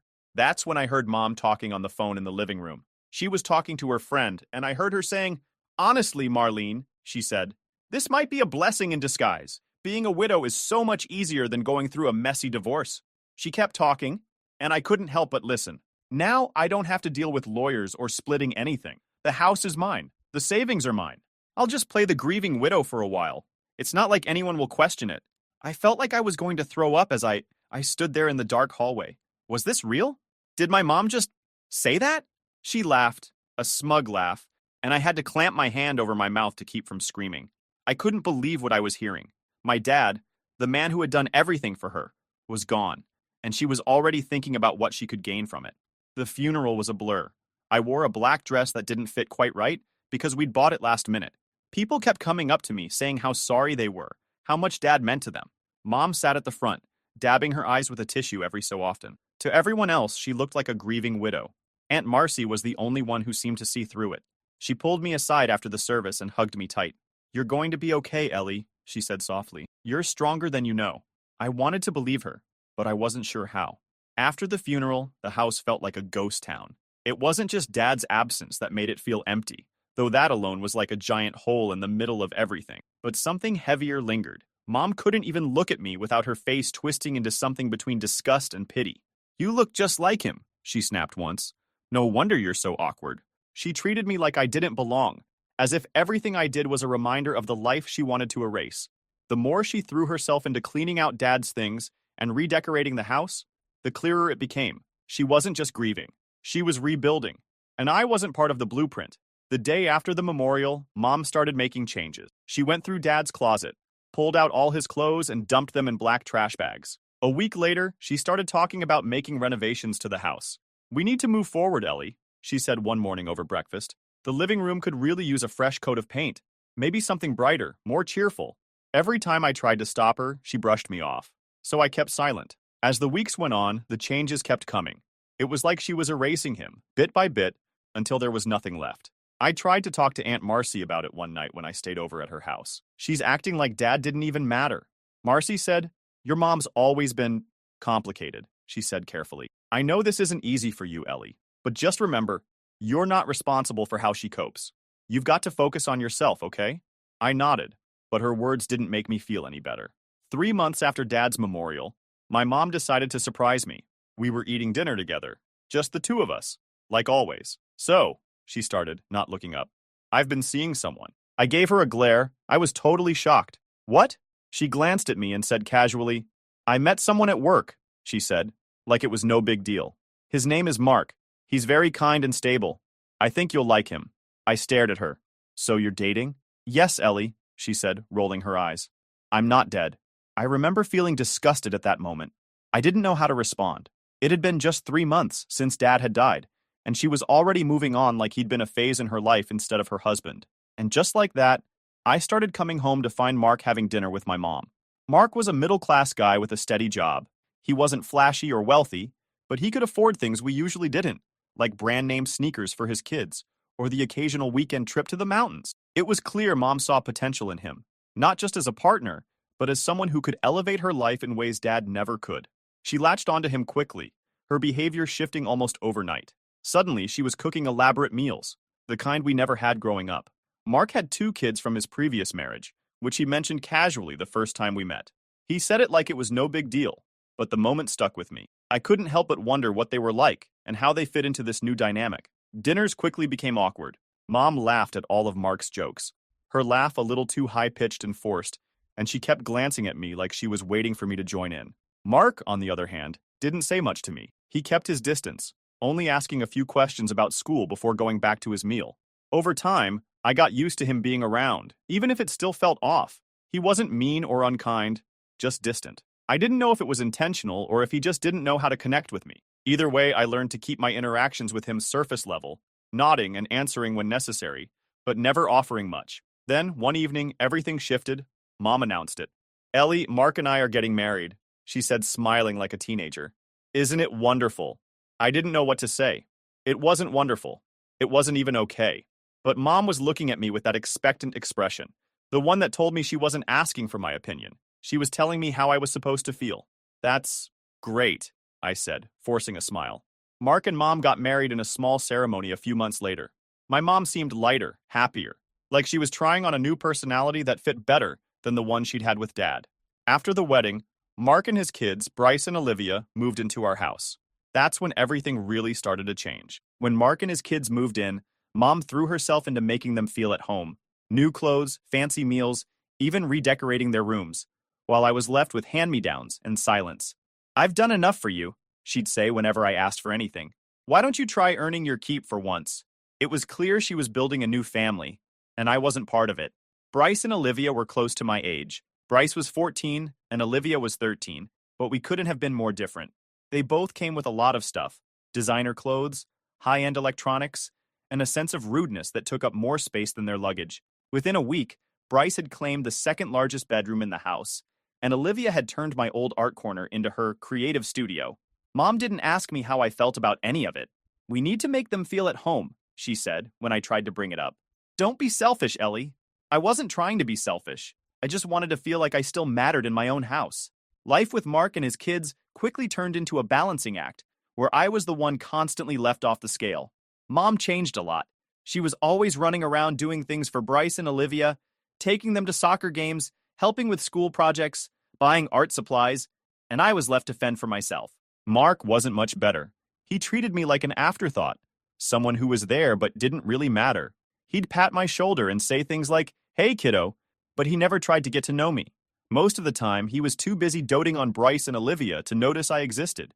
By the time summer rolled around, I'd started spending more and more time at Aunt Marcy's house.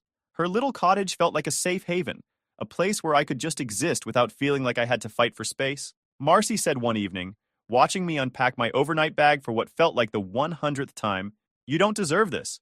You know that, right?" I nodded, but deep down, I wasn't so sure. At home, things continued to get worse. Mark started taking the family on trips, but I was never invited. "You'll just be bored," Mom said when I asked why. "Besides, someone needs to take care of the house while we're gone." I spent those weekends alone, cleaning up after everyone and wondering why I wasn't good enough to be part of their perfect family. It reached a point where I got fed up with being treated like trash. So by the time junior year started, I had one clear goal: get out. I didn't know exactly how or where I'd go, but I knew I had to leave that house. Mark and Mom were busy building their new perfect family with Bryce and Olivia, and I was just a ghost that happened to haunt the same space. That year, I threw myself into school like never before. I figured if I could keep my grades up and stack my extracurriculars, I'd have a shot at getting into a good college far away. I was already working on my applications in secret. The day I brought up college was a disaster. It was a random Tuesday night, and we were all sitting around the dinner table. Mark, Bryce, and Olivia, who was scrolling through her phone, pretending to listen. I waited for a lull in the conversation before carefully speaking up. "Mom," I said, trying to sound casual, "I've been looking at colleges. I think I want to study business and marketing." The room went silent. For a second, I thought I'd imagined it, like maybe they didn't hear me, but then Mom stared at me. "College?" she repeated. "Yeah," I said. "I've been doing research, and there are some good schools nearby." "Ellie," she cut me off, "we can't afford to send you to college." "Yeah, sure she can't afford it," I thought bitterly. "But she can afford Mark's new laptop, Bryce's soccer cleats, and Olivia's art classes. But college for me?" Suddenly, that's where the money runs out. I stood still. "What? But what about Dad's savings? He always said he was putting money aside for my future." Her face shifted. "That money's gone," she said flatly. "Do you think raising you has been free? Food, clothes, a roof over your head? All of that costs money." Mark seemed clearly uninterested in getting involved. Bryce smirked, and Olivia didn't even bother to hide her smug grin. "But," I started, "you and Mark just bought a new car last month, and Olivia's taking art classes. How can there be no money left for college?" Her face turned red. "Don't you dare question me," she shouted. "Bryce and Olivia's education is just as important as yours, if not more so. They have more potential than you. Ellie, you need to be realistic about your future." Her words hit me, and not in a good way. "Realistic about my future?" I shot back. "What does that even mean?" "It means," she replied, "that you need to focus on finding a job after high school. Not everyone gets to go to college, Melanie." I just stared at her, trying to process what she'd just said. College had always been the plan. Dad's plan. He used to talk about it like it was a done deal, like it was something I deserved after working hard in school. And now she was acting like it had never even been on the table. For the rest of dinner, I kept my mouth shut, pushing food around my plate while everyone else pretended like nothing had happened. I couldn't decide if I was more hurt or angry. Probably both. Later, I sat in my room, replaying the conversation over and over again in my head. The way she said, "Not everyone gets to go to college," kept echoing like some cruel joke. Who was everyone anyway? Did that include me? Was I supposed to just give up on my dreams because she didn't care? I couldn't take it anymore.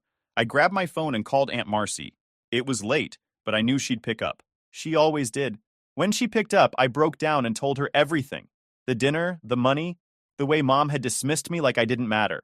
Marcy listened quietly, then said, "Ellie," she said, "your dad would be furious if he knew what she was doing. He wanted better for you." "I don't know what to do," I admitted, wiping my eyes. "I can't stay here, but I don't have any other options. Come over tomorrow. We'll figure it out," she said. The next evening, I went to Marcy's after school. She met me at the door with a hug and ushered me into the kitchen, where 2 mugs of tea were already waiting on the table. When I sat down, she slid a thick envelope across the table. "What's this?" I asked, staring at it. "Open it," she said, her voice gentle. I hesitated before peeling the envelope open. Inside was a stack of papers, bank statements mostly, all with my name on them. My hands started shaking as I flipped through them. "Your dad gave me that account 2 weeks before he died," Marcy explained. "He said he was worried about your mom spending it on herself, so he made me promise to keep it safe until you needed it for college." I was stunned. I think at that moment I almost burst into tears. "He saved this for me?" I asked. She nodded. "It's not much, but it's enough to get you started. You won't have to rely on her for anything." For the first time in months, I felt a spark of hope. At home, I didn't say a word about my plans. I figured the less Mom knew, the better. But Bryce and Olivia kept making snide comments about my future. "Hey, Ellie," Bryce said one afternoon as I walked past him in the hallway. "The diner downtown is hiring. Maybe you can be a dishwasher after graduation." Olivia chimed in, smirking. "If you're lucky, they might let you clean the bathrooms too." I ignored them, pretending their words didn't bother me. But inside, I was seething. The day I got my acceptance letter to State University, I couldn't stop smiling. It was one of the best business schools in the region, and with the scholarships I'd earned, plus the money Dad had saved, I could afford it. I told Marcy first, showing her the letter with shaking hands. "I knew you could do it," she said, pulling me into a hug. "Your dad would be so proud of you." At home, I kept the news to myself. Mom didn't ask about my plans, and I didn't offer any details. Letting her in felt like giving her power she didn't deserve. Then the graduation day rolled around. It came quicker than I expected. It was supposed to be a celebration, the first step toward the life I wanted. But of course, my parents had to put a damper on it. After the ceremony, as everyone else was taking photos and hugging their families, Mom and Mark pulled me aside. They didn't even wait until we got home to hit me with it. "You're 18 now, Ellie," Mark started. "We've been more than generous, but it's time for you to start thinking about your next steps." Mom added, "You'll need to find a job and figure out where you'll be living.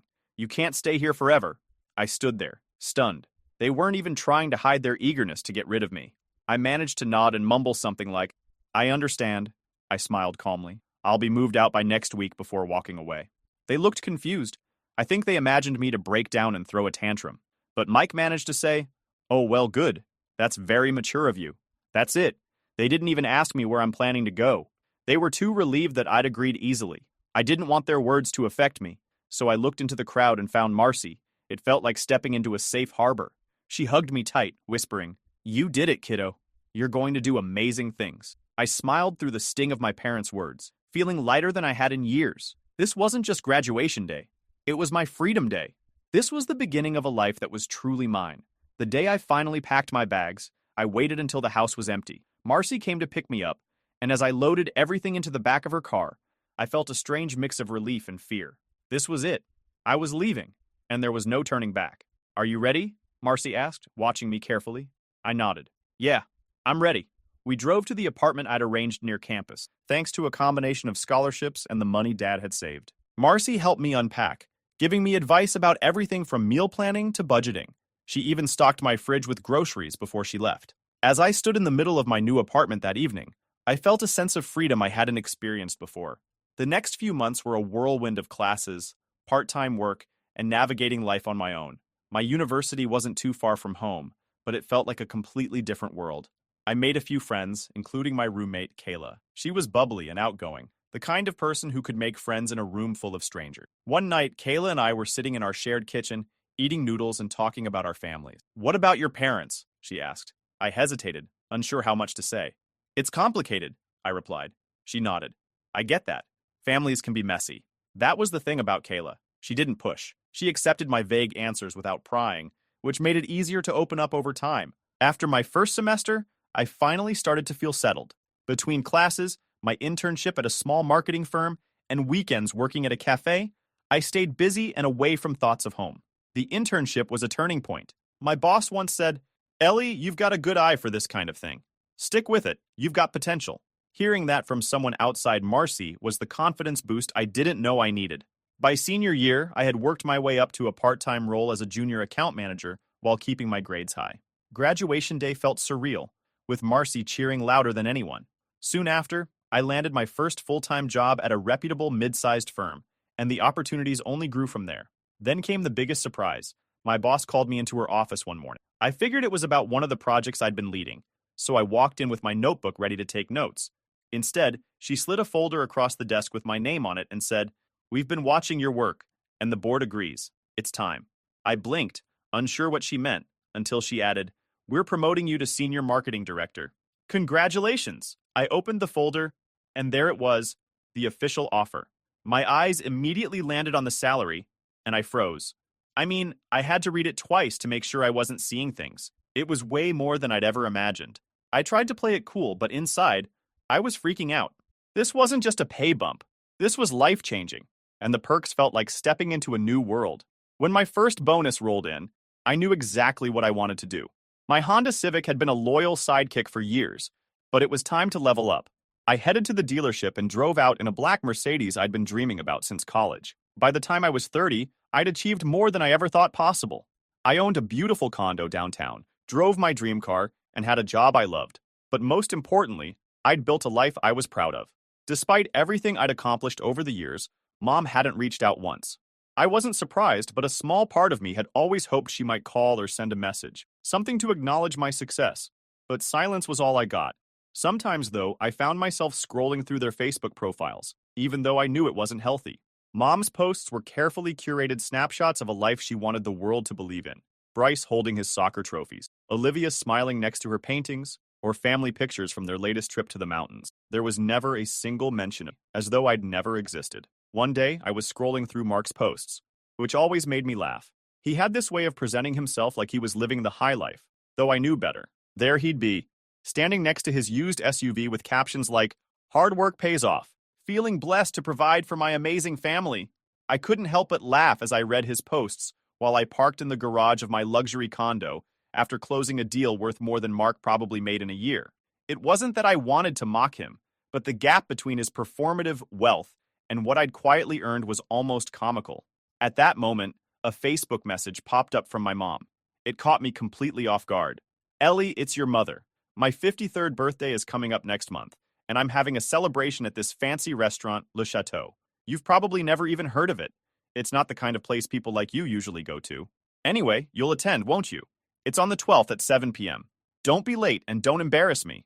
I stared at the message, rereading it several times. The audacity was laughable. Did she really think she could summon me like nothing had happened? I debated ignoring the message altogether, but something held me back. Maybe it was curiosity, or maybe it was the urge to finally show her who I'd become without her. After sitting on it for a couple of days, I called Marcy. "She messaged me," I said as soon as she picked up. "Your mother?" she asked. "Yeah, she wants me to come to her birthday dinner next month. It's at some fancy restaurant." Marcy sighed. "Are you going?" "I don't know," I admitted. Part of me wants to just block her again, but another part of me, I don't know, I kind of want to go, just to see what she wants. "Well," Marcy said, her tone careful, "if you decide to go, make sure it's on your terms, not hers." Over the next few weeks, I thought about that message more than I wanted to admit. The memory of everything she'd said and done over the years was still fresh, but there was a strange satisfaction in the idea of showing up as the successful person I'd become, someone she'd never believed in. Eventually, I decided to go. Not for her, but for me. Since I couldn't go without a gift, I made sure to choose one carefully and wrapped it in a neat small box with a bow on top. The day of the party, I left work a little early to get ready. I pulled on a sleek Chanel black dress I'd bought for a work event, simple but elegant, and slipped into a pair of heels. This wasn't about proving anything to her. It was about proving it to myself. I took a taxi to the restaurant, leaving the Mercedes parked safely at home. Le Chateau turned out to be exactly what I'd expected. Over-the-top decor, dim lighting, and a menu that probably cost more to print than the food was worth. It's the kind of place that impresses people who'd never eaten at a truly high-end restaurant. It was nothing compared to the high-class restaurants I've been to in business dinners. The hostess led me to a private room where the party was already in full swing. When I walked in, the first person I saw was Mom, sitting at the head of the table in a sequined dress that sparkled under the chandelier. Mark was next to her, looking a little older, but just as smug as I remembered. Bryce and Olivia flanked them, laughing at something while sipping sparkling water. "Ellie," Mom said, as her eyes landed on me checking my dress. "You're late." I glanced at the clock on the wall. It was 7:02. "Traffic," I said simply, taking a seat at the far end of the table. The rest of the room was filled with familiar faces. Extended family I hadn't seen in over a decade. Aunt Linda was there, along with a few cousins who gave me polite nods, but didn't seem particularly interested in catching up. Mom basked in the attention, soaking up compliments about how great she looked for her age and how successful Bryce and Olivia had become. "They're such amazing kids," she gushed at one point, looking at me pointedly. "I'm so proud of everything they've accomplished." I sipped my water, refusing to take the bait. When the time of opening gifts came, the table was practically glowing with expensive wrapping paper and elaborate bows. One of my cousins handed over a fancy leather journal with gold edges. Mom smiled as she ran her fingers over it like it was some rare artifact. Aunt Linda brought a pair of crystal candle holders that caught the light, making them look way fancier than they probably were. Another relative handed her a skincare set, the kind that screams "not cheap" just from the packaging. The pile of gifts on the table was starting to look like a small boutique display, and Mom was absolutely eating it up. Then it was Bryce and Olivia's turn. They stood up. Olivia carried a large box, while Bryce looked smug, clearly ready to soak up the praise. "Mom," Bryce started, and it still didn't sit right hearing him call her that. "Olivia and I pooled our money to get you something special." Olivia set the box on the table with a dramatic flourish and carefully removed the wrapping, revealing a top-of-the-line luxury coffee machine, complete with all the bells and whistles. "It's the best on the market," Bryce added, his tone dripping with pride. "We figured it would be perfect for your mornings." Mom gasped, her hands flying to her chest as she stared at the machine like it was a golden trophy. Within seconds, she was in tears, pulling both of them into a tight hug. "You two are just so thoughtful," she gushed. Finally, it was my turn. All eyes turned to me as I reached into my purse and pulled out the small, neatly wrapped box. "Well, Ellie," Mom said, Is that all? Or is this just some last-minute attempt to keep up? I gave her a fake smile and placed the box on the table, sliding it toward her slowly without a word. She picked it up, turning it over like it might bite her. What's this supposed to be? Open it and see, I said, leaning back in my chair, completely unfazed by the theatrics. She slammed the box back down on the table, making the silverware rattle. This is exactly what I'd expect from you, she spat. You show up here in that plain dress, probably the only decent thing you own. You took a taxi, didn't you? Let me guess, you couldn't afford a car. And now you bring me this? A tiny empty box? What could possibly be in here that's worth more than a decent meal at this restaurant? She threw it back at me. It skidded, leaving a scratch in the cheap veneer. Bryce and Olivia chuckled under their breath, clearly enjoying the show. A few guests shifted uncomfortably in their seats, while others watched the scene like it was the best entertainment they'd had all night. I picked up the box, brushing off crumbs from its elegant wrapping, and smiled at her as the room fell completely silent. You know what's funny, Mom, I said, keeping my tone steady and calm. This little box contains something you've probably never had. The room went dead silent. Inside this little box is a receipt for a 2-week luxury vacation to the Maldives. First-class flights, 5-star resort, all-inclusive, all worth $17,000. Mom's face went from pale to beet red in seconds. That's impossible, she stammered, her voice barely above a whisper. You can't afford that. I tilted my head and gave her a slow, sarcastic smile. Yeah, you'd know that if you'd bothered to keep up with my life these past 12 years. But since you didn't, let me catch you up. I'm a senior director at a top marketing firm. I own my apartment in the city, and that taxi you marked, I took it because I didn't want to leave my Mercedes to get dusted in this neighborhood. Oh, and this little trip? It's just a small gesture. Her mouth opened and closed like a fish gasping for air. Olivia's fork slid from her hand and fell into the ground. Bryce looked stunned. But since you're convinced I'm a loser, and you don't seem to like tiny boxes, I added, dropping the box into my purse, I think I'll gift it to someone else. I stood up, smoothing my dress. Enjoy the coffee machine, Mom, I said, my voice dripping with sarcasm. Hopefully it keeps you awake at night while you think about what you've missed. With that, I turned and walked out, the sharp click of my heels echoing in the stunned silence, and that felt so damn good. When I got home, I barely made it through the door before kicking off my heels and collapsing onto the couch. I didn't bother turning on the lights or even changing out of my dress. I wasn't angry or upset, I just felt drained. The next morning, the floodgates opened. My phone buzzed constantly with messages from unknown numbers. Ellie, it's your mother. We need to talk. Call me. Ellie, you can't just drop something like that and disappear. Please call me back. Ellie, don't ignore me. This is important. I didn't respond to any of them. There was no need to. My mom made her decision years ago. I gave her a chance, and she didn't take it. Now I have more important things to do. I got dressed, grabbed the vacation package, and headed straight to Marcy's house. She welcomed me kindly as always. I sat in my usual spot feeling like home. When she came back with 2 steaming mugs. So, she said, how was it? Well, it was exactly what you'd expect, I said with a smile. She was her usual self. Nothing's changed. And you? How did you handle it? She asked. Better than I thought I would, I admitted. I said what I needed to say, gave her a little reality check, and walked out before dessert. Good, Marcy said, a hint of pride in her voice. You didn't let her win. I reached into my bag and pulled out the vacation package. This is for you, I said. She unfolded the papers, her eyes scanning the details. Ellie, she said slowly, what is this? It's a vacation package, 2 weeks in the Maldives. Flights, resort, everything. It's for you. For me? Ellie, this can't be right. This is too much. No, it's not, I said firmly. It's exactly right. You deserve this, Marcy. You've done more for me than anyone else ever has. You've been my family, my rock. This is the least I can do to thank you. Ellie, she said, her voice cracking. You didn't have to do this. Yes, I did, I said. I wouldn't be where I am today if it weren't for you. You've been there for me every step of the way, when no one else was. Please let me do this for you. Marcy stared at me for a moment, her eyes filling with tears. Then, without a word, she leaned forward and pulled me into a hug. Thank you, she whispered. You have no idea how much this means to me. I hugged her back tightly, feeling a sense of peace settle over me. For everything, I said softly. At that moment, I realized that Marcy had been my family in every way that counted, and I'd finally learned how to be there for myself too. That was the real gift out of all this. And yeah, that's my story. Thank you guys for sticking until the end.